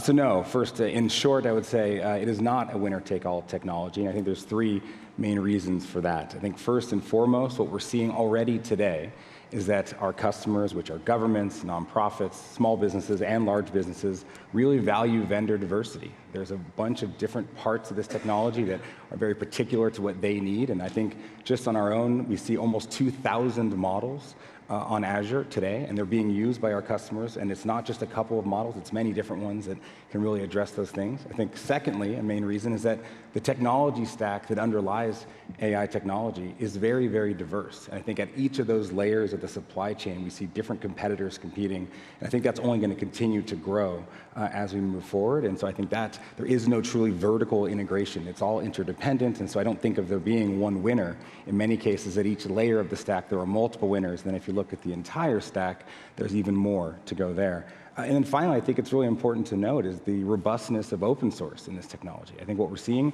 I mentioned we have almost 2,000 models on Azure, and very, very many of those are open source. And I think what we've seen from open source models is that they can compete in many ways, especially when it comes to particular needs that people have. And so I think the open source community will continue to build, and I think there will continue to be a great deal of diversity at the model level there as well. So I think on that point, I think we should be less concerned about is this a winner-take-all technology, and more concerned about how do we ensure that we all are winners. And I think that's where we get to your second part of the question, which is what are we doing to ensure that? And I think the term we tend to use, and economists tend to use as well, is the concept of AI diffusion or adoption.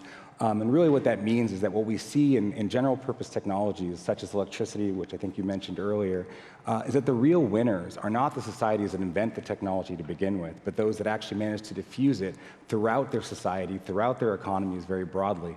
And we think that's where the winners come, right? And that hopefully can mean that every society that is able to do this can truly be a winner here in Europe, and obviously here in Slovakia, but really around the world in the global south and the global north. And so what we are doing at Microsoft is really trying to do our part A on the technology part, which is to ensure that we're building technology that really meets safety principles, that meets openness and access principles, but also ensuring that there's enough skilling in the world, enough people able to adopt that technology and not just do so in high-tech firms or large companies or even governments, but really throughout the society. And so we've now made a commitment. We're spending, I think, $4 billion to ensure that we're going to skill up to 20 million people around the world, which again is really addressing that adoption and diffusion issue, which we think is really where we should be making our focus here, is ensuring that we have the technology, of course, that it is responsible and safe, but more importantly, that it's really being used throughout the society so that it can solve problems and really increase the GDP of the world. Fantastic. Thank you very much. It's great to hear that no matter what happens, we will be able to use to some extent the infrastructure that has been being built over the last couple of years, maybe, at a dramatic pace. So now I turn to Tomáš, our young entrepreneur from Slovakia, who has founded actually 2 tech startups, sold one of them, currently developing his other project. So what is where do you see the potential of AI in your current operations, current projects? In what sense does it make a difference? Right, so I'm now in the space of AI-generated code, and the grand opportunity here is creating a world where software is no longer a problem. Like imagine you can think of any software and you could have it in minutes right in front of you. Imagine the potential of that to revolutionize like digitization of services, of healthcare, how big companies operate.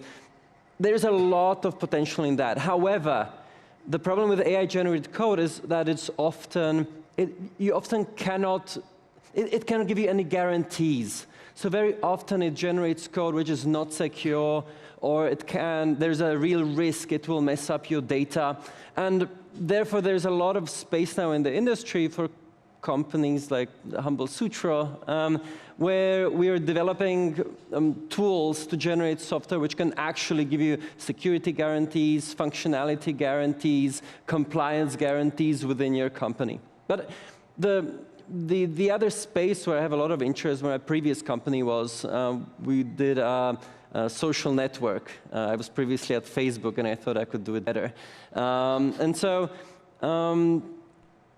there, the opportunities are immense. This is the first time in history where you can have bots making conversations with thousands of people at the same time. You can test out various narratives, various ways of communicating something, various ways to get across an emotion to millions, billions of people at the same time in a very personalized manner. That is an extremely powerful technology. The biggest challenge there, of course, is to use this technology and this power for good, to bring people together, as Roxana was saying, to build trust in society, rather than all sorts of power tactics of polarizing the society, spreading hate and fear for political gains. And so that will probably be the biggest challenge now. Thank you. It's great to see. It's fantastic to see how you talk about your business so enthusiastically. You're coming out of Slovakia, but the fact of the matter is that you operate out of places none of which are in the EU. So currently you're sort of placed globally, but sort of from that perspective, where do you see Europe's potential in this global AI race? In the previous panel, we talked about we shouldn't be even aiming for sort of catching up with the best. We should have a different strategy. So what's your take on that? I mean, we have an office in London, which used to be EU, sadly no longer.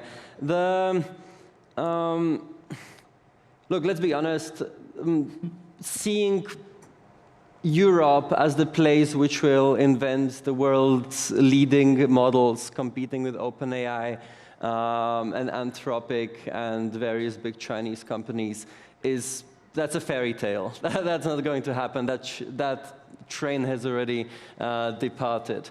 However, innovation doesn't necessarily have to be cutting-edge frontier model research.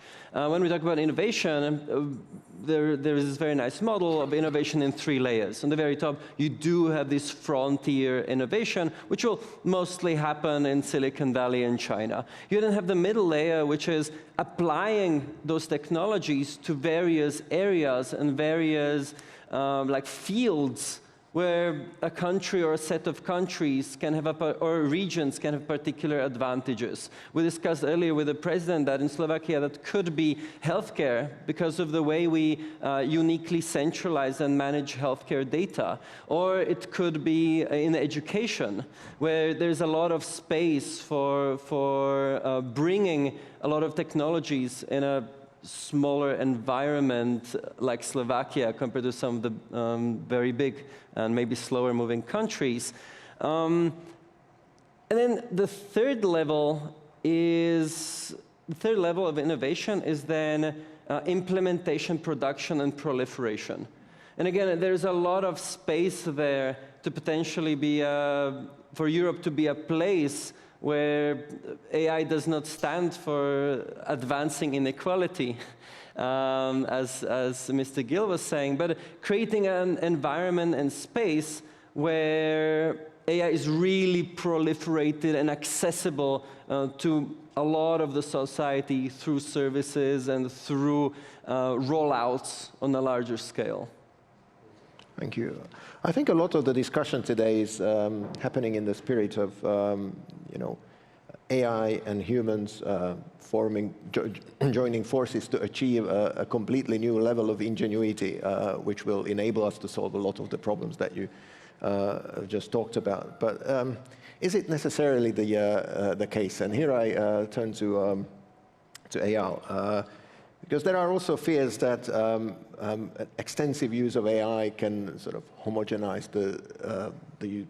homogenize thought, and actually it's an event about out-of-the-box thinking, but we might actually not have that much out-of-the-box thinking once we are using the same box all the time. So what's your take on this? Does AI, or does it look like it, whether AI is going to enhance or inhibit human creativity in areas such as design, writing, or research even? Okay. First, thanks very much for the invitation. It's a great pleasure and honor to be in this respectable and very important event. I think this is one of the most profound questions about our creative future, and the answer is not simple or binary based. It depends really on how we actually choose to design our relationship with AI. So on the one hand, there's compelling evidence that AI can enhance creativity. Basically, it can provide you with thousands of possibilities, which would be humanly very difficult to actually generate. Also, there's the democratization of creativity. Basically, anyone, and that's very exciting because anyone can become an artist now. You don't need to know how to play music, to photography, to write. You can just generate. If you have the vision, you can actually execute it. And that's something quite exciting. However, we must confront the real dangers. And AI models basically are inherently backward-looking. They learn from the existing work, and they tend towards the statistical average, which, as you mentioned, may create the risk of homogenization and aesthetic monoculture. It also leads to another very big question in terms of legal issues, but that's another issue. There's also the legitimate concern about the deterioration and skills atrophy, basically, because like the GPS, when we use it, we actually lose the spatial navigation. So over-dependence on an AI could actually weaken the cognitive muscles that generate the original and creative thought. There's the late Professor Dan Bork. He wrote a very interesting article called Cheap Creativity and What It Will Do, and what he's saying basically, he's saying that AI not only reduces basically the cost of copying or using existing work, but it actually enables the creative process itself in an accessible and inexpensive form. And the risk is, basically the concern is that soon AI will be able to create a large or even infinite number of works which have been called zombie art, and that may lead to the suppression of authentic creativity. So I think that the key is intentional design, basically. AI should be positioned as a collaborator, not replacement. AI will suggest, and the person, the human, basically will decide. And if we're speaking about education here, I think that education must ensure that people and students basically can learn without AI before actually they can create with AI. I'm a former musician. When I used to play, the piano or the violin or whatever, I used to practice sometimes 5-7 hours a day, and that really developed different skills than generating just create something music, and we should not neglect it. So I think basically that, and also ultimately we should remember that genuine creativity arises from the embodied human experience. It arises from our subjective perception, from feelings, from sadness, from love, from passion, from the search for meaning. And that's something that the AI can replicate. It can mimic, but it doesn't feel, it doesn't have the story, it doesn't have the intention behind. So really, I think as legal and policy professionals, we must create frameworks that protect human basic attribution and creativity. I think that's very, very important. And the technology itself is neutral, basically. It's our choices, basically, that will decide and determine if we enter this golden age of augmented creativity, where people can actually achieve much more, or are we going to a darker age of algorithmic conformity? So, closing the circle, as Cardinal started, it's a tool, and it's really up to us how we use it, and we have to put the right framework in place. So the second big topic I would like to have a discussion about is trust, and that has already featured in the earlier discussions. And as an economist, trust is a foundational element in advanced societies that are relatively well off are characterized by higher degrees of trust in institutions among people. And it's not necessarily by accident. These societies have developed the mechanisms that underpin that trust. So how is this going to work in the world of AI? I mean, if I just think about our area of business in finance, financial markets, so a lot of banking is based on trust. So people put money in the bank. They can potentially withdraw any day, but the banks have long-term investments. Our own business currency in the era of fiat money is all based on trust in a piece of paper and an institutional framework that is behind it. So societies have developed these mechanisms. We have notaries, we have digital signatures. You could say that central bank is a mechanism of having more trust in the system. But how is this going to work in this new era of AI? And here I go back to Tomáš. You have experience with social networks. Can you tell us maybe a few examples of where things can go wrong in terms of either fake content or malfunctions in algorithms that may be unethical, but in the worst cases could be violations of people's rights? I'll take a maybe slightly controversial angle on this. One of the main issues of why we're seeing a lot of these problems in social networks is that it's very, very hard to measure the things that are most important to us. Like imagine you're running a large social network and you need to define a strategy and decide what the company is going to be optimizing for. You can't say we're going to optimize for trust, happiness, and love. Like, how do you measure that? How do you put that on your financial statement? That's why it's so much easier to measure things like, well, amount of time spent on your platform and the amount of money you're making on advertisements. And of course, what generates the most views, the most time, and the most advertisement clicks, well, it's polarizing content, things which generate anger or anxiety, and it's a side effect of the setup. I don't think there's anyone in these big social networks who's consciously engineering the social network environment to be evil and biased. I just don't think that's true. And so the real challenge there around trust, safety, and creating a good trust environment is really aligning I don't want to call it incentives, but aligning what we measure and what we motivate towards with how these companies are actually run. So instead of them running towards some short-termistic, just like monetary short-term goals, how do we create a nice environment where we make it much easier to measure the good things, showcase the good things, and give them more tooling to do the right stuff, whether through regulatory frameworks or otherwise? Maybe the other thing to say about trust. Trust is not just something between two humans. You can have trust towards institutions, trust towards an algorithm, trust towards a particular company. And so there are a lot of these networks that can help us, firstly, build trust towards what you're seeing on your screen being actually true. And then you build up the further trust of what other people are saying, and what's shown to you from other people is actually perhaps true or at least genuine. And so there are lots of ways to build out these trust networks, but it's not easy and requires a lot of courage internally in the company to go against what's the easiest thing to measure and easiest thing to implement. Right, thank you. This allows me to pass the baton on to Azar, and I exactly wanted to ask if there are technological solutions to questions of trust. Do we need legal or other institutional solutions, or can we rely on technology only in this area?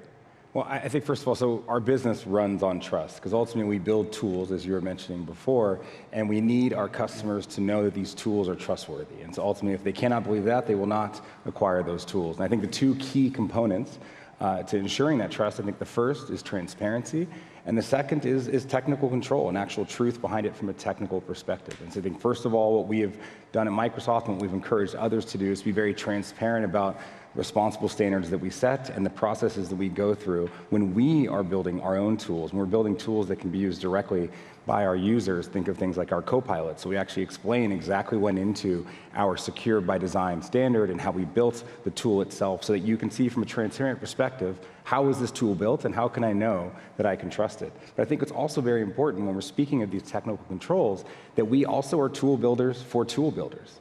Right? We expect that many of our users are building their own products on top of our tools or using our tools to build entirely new tooling. And so what we also have done is to say, look, it's not only that we are providing you with transparency on how we are operating and how we are ensuring that AI is done in a secure manner, but also providing the ability for our customers when they're building tools to have the secure by design tooling. And this is where the technical aspects come in, because many of our customers have asked, and what we're providing them with is with the ability to ensure that they're building content filters or prompt filters or things of that nature into the very things that they design. So I think it is both. I think you need to have that transparency regarding what you're doing, but that ultimately you will need some technical controls, both in what you build, but also in what you allow others to build, and make sure that that's available so that, again, everyone can trust this. And not to be a broken record, but I think it's very important because without trust, we will not have the very diffusion that I think we all agree on is necessary for this to become societally impactful. Because if people can't trust the tools that they're using, they can't trust the outputs that it generates, then they will never use it at the levels and scale that's needed for this to truly be impactful. Right. In spite of there being technological solutions, we have over the recent times witnessed the proliferation of fake content, deep fake videos. Most of the time they're intended for fun. There used to be an AI Jesus channel, a fake Jesus discussing things.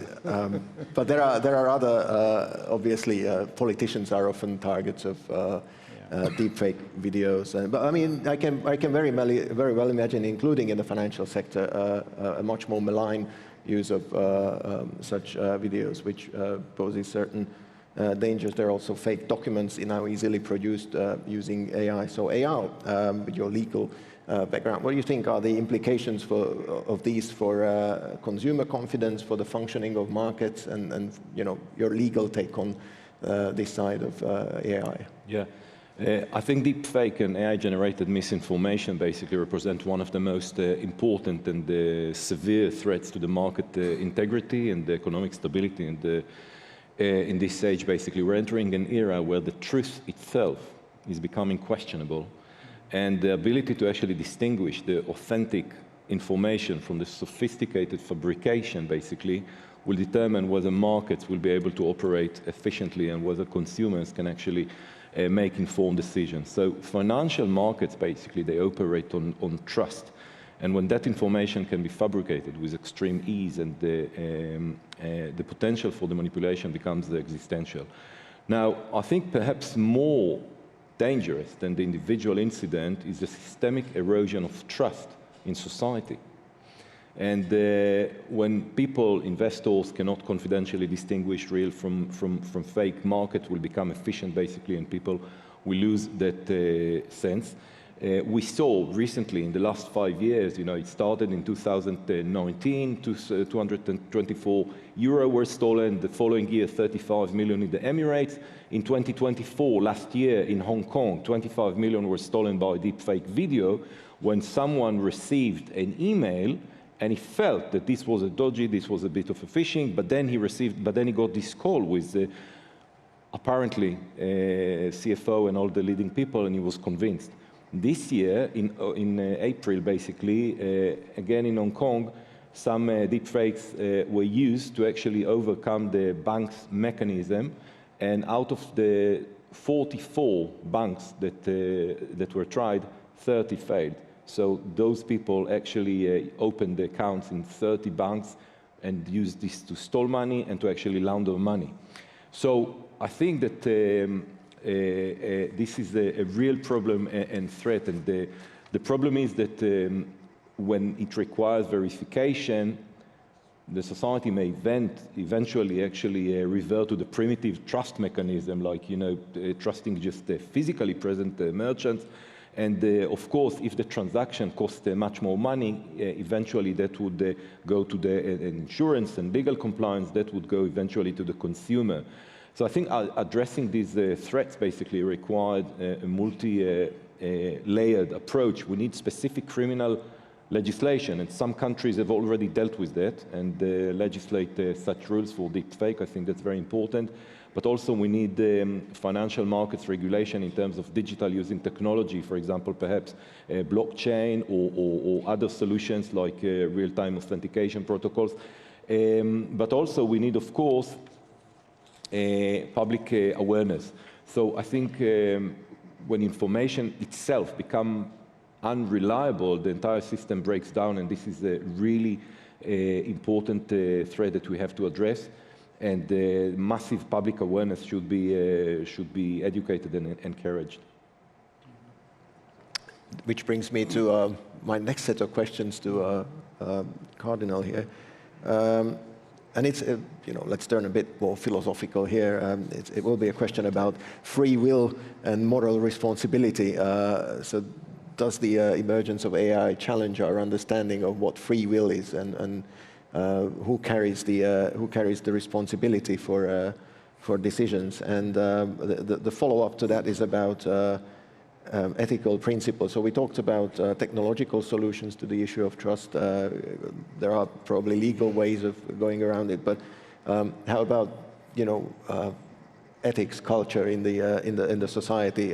What kind of principles do we need to embed in the people's minds to have a safe deployment and development of AI? Yeah, thanks. And to tag on briefly onto the discussion about trust, AI, and all of that, probably I think the word came up towards the end, reliability. When we're dealing with tools, it's a question of their reliability to achieve what they're meant to do. Trust, I think, is very human virtue. And if there's trust in bank, the trust is in the bank and the people operating the bank who are trusted to be able to deliver what they promise they will deliver and all. So trust for me is a very human attribute that is difficult to kind of invest in a tool. There is a movie out called Megan, and it's about a young girl who was given an AI, a robot, as a companion. And the attachment grew so much that the girl will not go to school unless they allow the robot to come along. Okay, yeah, because it's like she considers life to be inseparable from this type of thing. And it became a question, therefore, of the girl feeling that the meaningfulness of her life was bound with what the robot was allowed to do. So that's how this conditioning can take place. A question that you ask about, ethics and AI use and all of that. I think the ethical question is based on the free will. When, for example, the church talks about AI and digital technology and all, it always says that we must place the human being at the center. This we also heard a little bit from the president this morning. The primacy of the human being in all human endeavors is something that we push. And we do that because we say that the human person essentially is free. The dignity of the human person entails his freedom or her freedom. When the human person is not free, then there's something against his or her personality. So to ensure that somebody is truly a person, it's not simply the dignity that we're talking about, but also the freedom of the person to exercise what he or she is. And this is closely related also to the second thing, which is about relationship.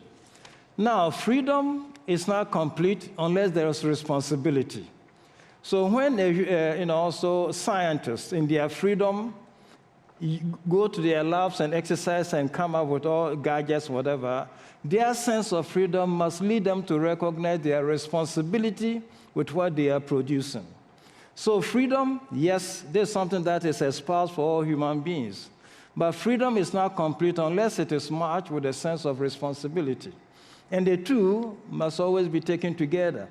So what we call ethics is the expression of this union between freedom and responsibility. Out of this is born what we call ethical. So what is good to use because it's my expression of responsibility, and what is not good to do because, again, my expression of responsibility. So the question of ethics, which underlies the conversation that we're holding now about AI and its relationship with the human person, yes, in freedom, scientists can explore and do everything.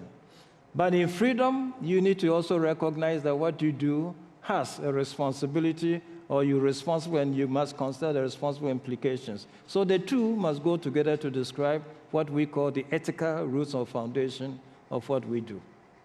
Thank you. Yes, I've been a scientist myself for a little while, and also, I mean, in every institution, currently in our institution, we also have an ethical code which in a way spells out some of the things that are not written in legislation and defines good conduct, good practice. But and obviously, I can see because you cannot codify them all. Exactly. It has to do from within, Exactly, and a lot of it comes natural to well-meaning people. But yeah. Unfortunately, humankind and humanity involves its darker side as well, and sometimes for that we need legislation. So this is where I turn to my. That's what the Australian AI scientists said, that we've created tools in our image. Just as there's dark side to us, so can we also make tools with dark sides. And they can do the type of things, AI, that thing you call about sloppy AI? Yes. That's material on AI which is now worth producing. But they still produce for the market because of, funds. So the sloppy material, in my sense, when, for example, you go into, a sovereign AI development, that's a way that you take charge of your data and cut out what is sloppy and what is necessary. In his previous intervention, Eyal here talked about the possible need to rethink our penal codes, for example, in response to the use of deepfakes and types of fake documentation. I would pose a question this time slightly differently. If we need sort of a broader rethink of our legal framework, even internationally or globally, in response to the rise of AI, and what the steps that you would suggest to start with at this stage of development? In terms of accountability and transparency, and well, I think traditional legal frameworks, basically, they assume the human decision-making, which can be interrogated and can be attributed and be held responsible. Now, AI basically disrupts this assumption because basically it makes the algorithm make opaque decisions, so-called black box, and the responsibility is diffused. So harm is very difficult to attribute. So we need, in this respect, entirely a new legal architecture. And I think that we need some sort of shared responsibility where clear allocation at each level would be attributed. So, for example, developers may be liable for the code quality, for the testing and documentation under the professional duty of care. For example, deployers would bear strict liability and deployment decisions, and then data providers should warrant the accuracy and lawfulness, and end users will be held liable for unreasonable decisions, for example. I also think that, like in the EU, basically, the risk-based approach is quite right, basically, and the AI system needs graduated regulation proportional to the harm. So in that respect, minimal risk system may require basic disclosure, because you don't want to do it something, as we spoke before, about something too harsh and lose the race. And limited risk, basically, will need the transparency. And high risk may require explainability, mandatory human oversight, and bias testing, and the regular audits and incident reporting. Because individuals affected by AI, and AI decisions should have the right to a meaningful explanation, basically. You can't say, you know, the algorithm decided. This is something that cannot work, basically. So I think that different sectors may need tailored rules. For example, serious violation may carry laws, as we said, criminal penalties, and international harmonization, I think, is very important through multilateral treaties and model legislation, which is essential. And also frameworks must be adapted through regulatory sandboxes. That's something very important that was done recently in Israel to a great success. I think it's very important in a sort of supporting environment, and that's good also for the government, for the regulator, and also for the private practice. So that's something which is advisable. And the AI basically system, they shape the fundamental aspects of our life. So we need laws to actually presume transparency and distribute liability, basically, because transparency and accountability are prerequisites, basically, for legitimate and responsible AI, which is very important. Right. So this is the point in our discussion when I come back to the introductory address by Madame Virkkunen. You also referred to EU law in a positive way, potentially, almost.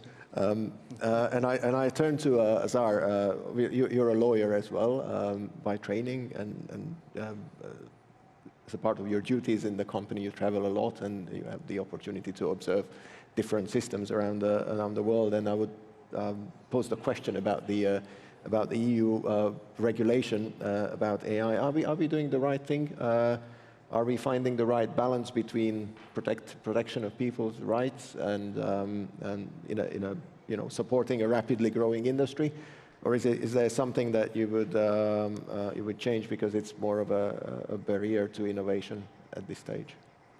Well, first of all, building on what was just said, I agree. I think ultimately we must have responsible innovation. We must have human-centric innovation. And I think the best way to get there is a risk-based approach. And I think what is, central to the types of regulation and legislation that work best, I think, in this space is that they have that risk-based approach, that they are interoperable. I think that's where you said harmonization. I think that is so key, is to not just think in a silo, but actually think about how will this apply across the vast spectrum of different countries, of different use cases. And in many cases, that's, I think, most important to make sure that we do have not a winner-take-all, but actually that everyone can be winners, that we allow all parts of our economy that are using these technologies to be able to bring that technology to other countries and other spaces in a way that is relatively easy. So I think the interoperability is quite key there. I think, again, having a risk-based approach. And then finally, I think being flexible. I think you mentioned the sandbox approach, but flexibility is key. And I think that is one thing. I think you're alluding to the recent move for simplification of the AI Act and other aspects of European legislation. I think what is really nice to see from the EU, and we're very supportive of, is this move to flexibility. It is actually very important, I think, as this technology is moving, that we look and see how can we be flexible, and of course values-based, of course risk-based approaches that are flexible enough to meet the evolving needs. And I think if we can have those two things and a level of interoperability where it is multilateral, it is really bringing values-based approaches from different stakeholder groups together, I think we can get to a level of regulation that is both helpful to make sure we are being responsible and human-centric, but also ensuring that we have the level of innovation and, again, the ability to diffuse that is needed for this to be a truly impactful technology. Thank you. As we move on to the next stage in our discussion, I would slightly broaden the definition of public intervention when I turn to Tomáš. Obviously, you can reflect on what has been said about the legal framework and the legal constraints in the AI world. But my question would be more general about the role of public intervention in this area. And there, inevitably, we go into issues of sort of fairness, equity, functioning of the labor market, functioning even on the business environment, access to finance. So where do you see, as a young entrepreneur, the big gaps where the state could do more and better? Right. Look, we don't want the AI environment to be the Wild West. We don't want people to go and do all sorts of crazy, dodgy things with our data and to do very irresponsible things on the internet and on social networks. Really what you want to achieve is a is an environment where you help you help the people who will be responsible to rise on the global stage the fastest. Now, but that's very nuanced, right? Because you cannot put really harsh regulations to start with, because you will realize that your homegrown responsible AI developers don't have a chance against the more aggressive, gung-ho developers from US and China. And so you realize that actually what you want to get to is a very delicate balance where you want to create a really good economic environment, very good entrepreneurial environment, a unified legal system with initiatives like EU Inc., and create environments where you can really build up the AI startup ecosystem so that we have a bunch of leading companies around the world, and then you can start tightening the screws on regulation. Because that way you actually get very successful European, that's the undertone, European companies out there who are actually doing things ethically, rather than getting just like overrun by Chinese and US models. Now, there is another interesting sub-question there, which is around the other kind of forms of public intervention. We don't have to just regulate, we can also create opportunities. There are lots of opportunities. For example, there was a really nice case study with the UK in banking, where they created certain unified APIs, and suddenly it completely gave rise to the UK as a financial innovation hub. And so there's a lot of space to do these kind of things around the EU, whether that's in healthcare or less popular in defense, but I think it has to be said, or education, that's the direction that we are willing to go with. So it's not just regulation, there's creating sandbox environments, creating better regulatory environments, creating a really good economic and legal environments. Thanks. Again, going back to me being an economist, and even though people generally think that economists only care about growth and money and productivity, and we do care about fairness, and we do care about equity as well. And actually, in our bank, we did a little experiment with AI. We tried to assess internally the impact of AI on people's productivity, efficiency, but effectively it was about how well they're going to do in a different world. And the picture that emerged is rather interesting and rather complex. It's not so easy, because there are different people, obviously, with different skills, but they're also doing different tasks, and there are sort of generalist tasks, there are specialist tasks. Some of them are routine, some of them are non-routine.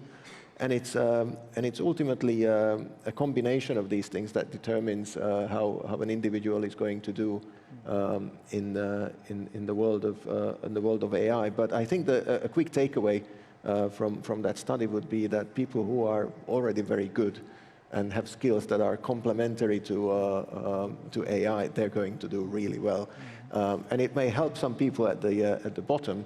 But the question is when those kinds of jobs are ultimately going to be taken over by AI completely, and so they will have to. So what in such a world where there is this potential for increased division, what kind of policies do we need to have? Yeah.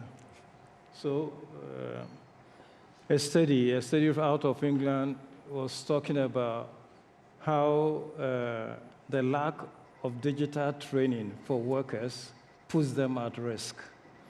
And there's an invitation there to do extra supplementary training for workers, get them aligned with the digital industry to be able to maintain their jobs.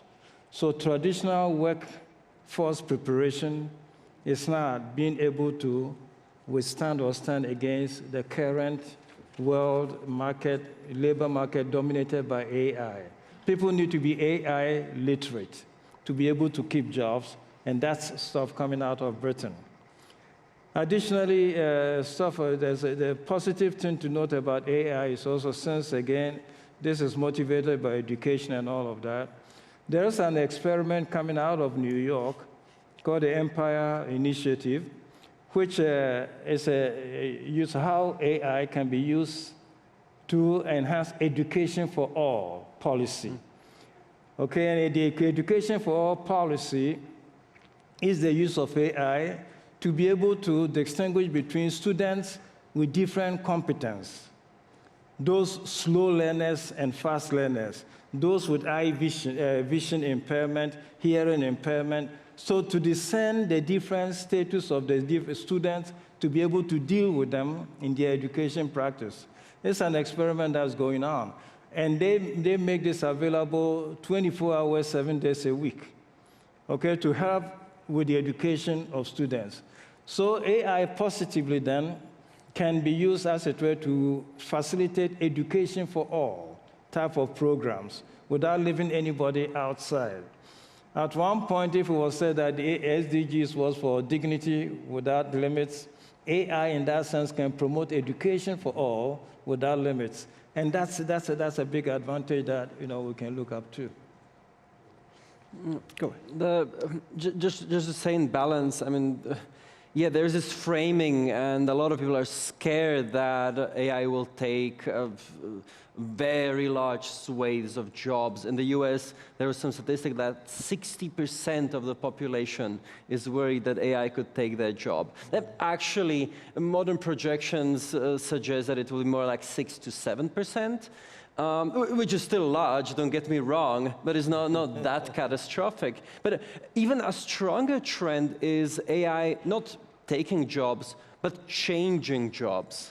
So the same way as we started expecting literally everyone to know how to use a telephone or to use the internet, the same expectation will be with AI. We will just expect people doing most jobs to be very good with AI and to be able to use it for various purposes. The third interesting effect, though, in this space is the effect of AI creating new jobs. So first of all, there's a lot of jobs around AI engineers, AI integrations. There's also creating these legal frameworks around AI and kind of integrating AI legally into various processes and environments. But also, ultimately, AI is a massive increaser of efficiency and productivity, which should create more general wealth, which should give us more time to spend on fun things. Excellent. These are actually the final words of our panel discussion. At this stage, we have to conclude. And I'm really grateful, gentlemen, for this interdisciplinary discussion on AI. We've taken different perspectives and hopefully gave something valuable for the audience tonight to think about. So thank you again for being here, for your thoughts, and thanks to the audience as well tonight. Thank you again. Thank you so much for coming to Bratislava, to Slovakia, and thank you so much for your contribution to this summit. All the best to you. Enjoy the rest of the day. Thank you. Hope to see you soon again.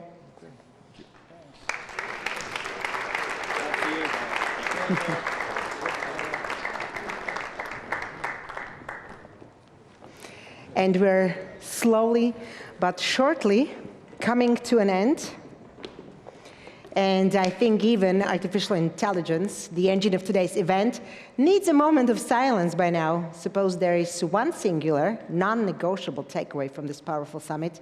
In that case, thinking AI out of the box is not merely a slogan. It is a moral imperative for leadership, because the future isn't about what AI can do, but what we, as humans, can ethically and courageously choose to do with it. This reminds us of the infinite digital universe that we're all a part of. But the final word of today's summit isn't mine to give. It is my pleasure to invite to the stage Tomáš Drucker, Minister of Education, Research, Development and Youth of the Slovak Republic, and Michal Valko, Chief Models Officer at Stealth AI Startup and Research Scientist at INRIA, to share their closing remarks and formally bring today's high-level summit to a close. Minister? The distinguished guests, we stand at a moment when technology is reshaping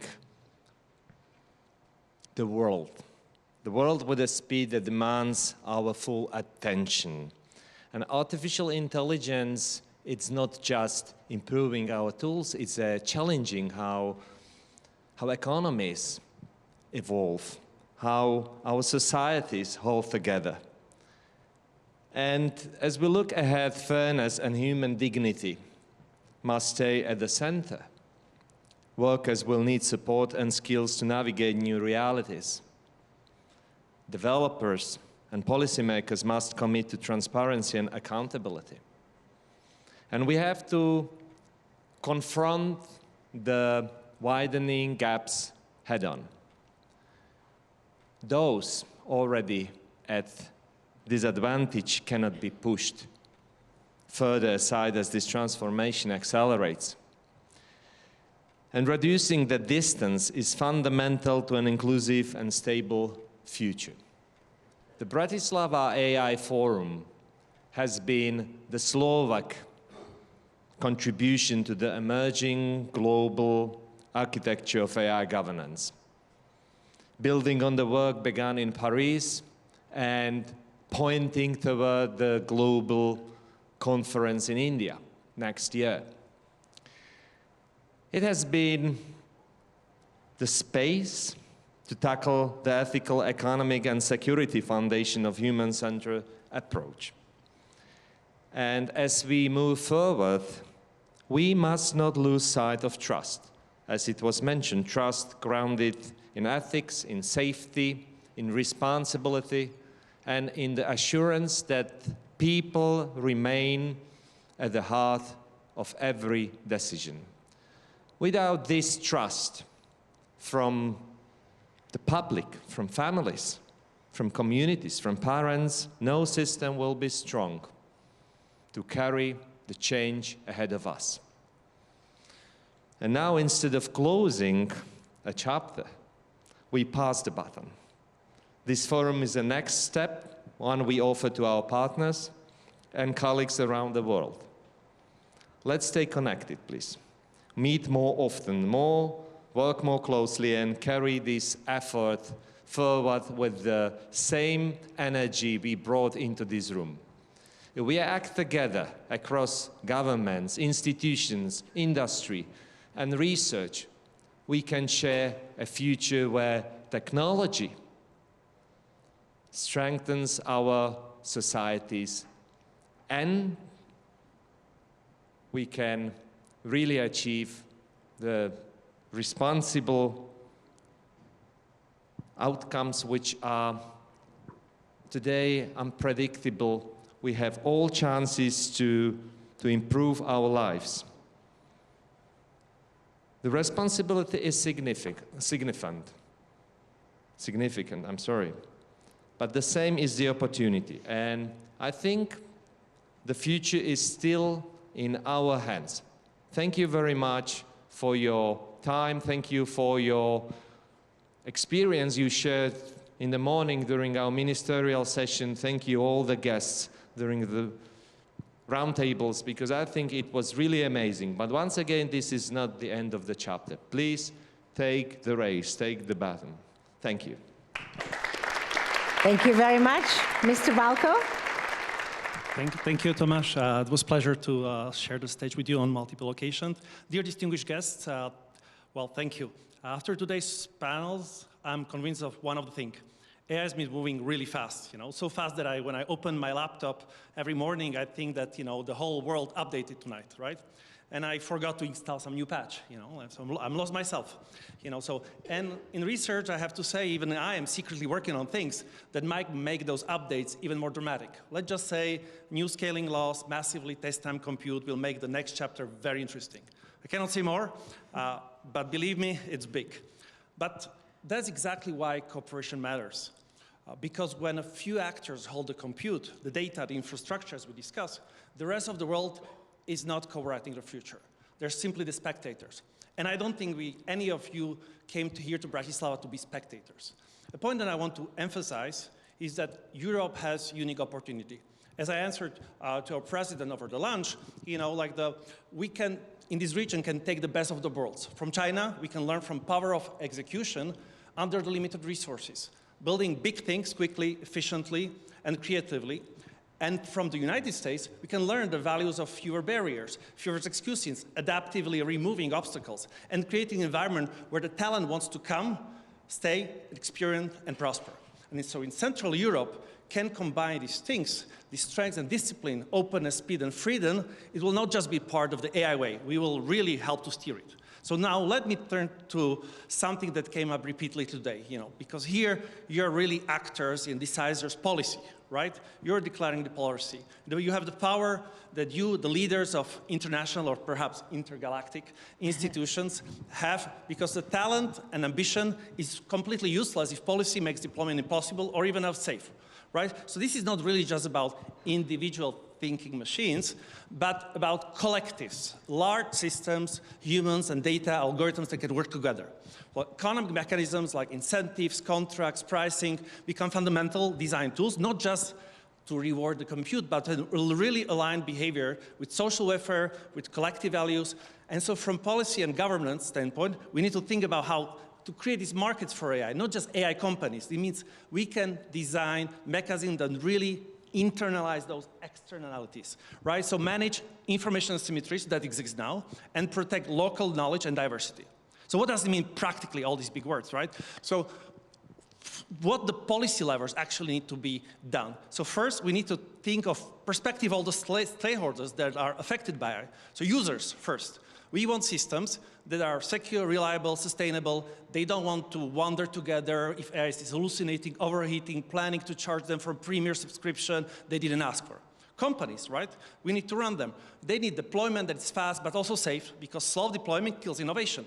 And we know that very well, And so unsafe deployment kills trust. And so these governments meant to create policies that make it attractive to anyone to cooperate.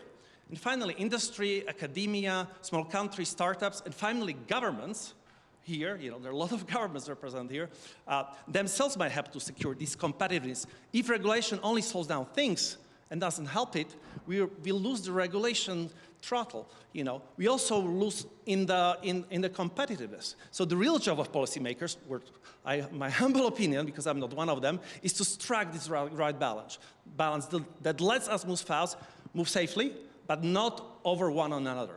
So this work is ahead of us, bringing everyone to the same table, balancing innovation, safety, keeping AI accessible, even if it becomes more powerful, making sure that small countries or powerful countries, as I heard, smart countries, researchers, even without 100,000 of GPUs, still have real seat in shaping the future. So nothing of the future of AI is predetermined.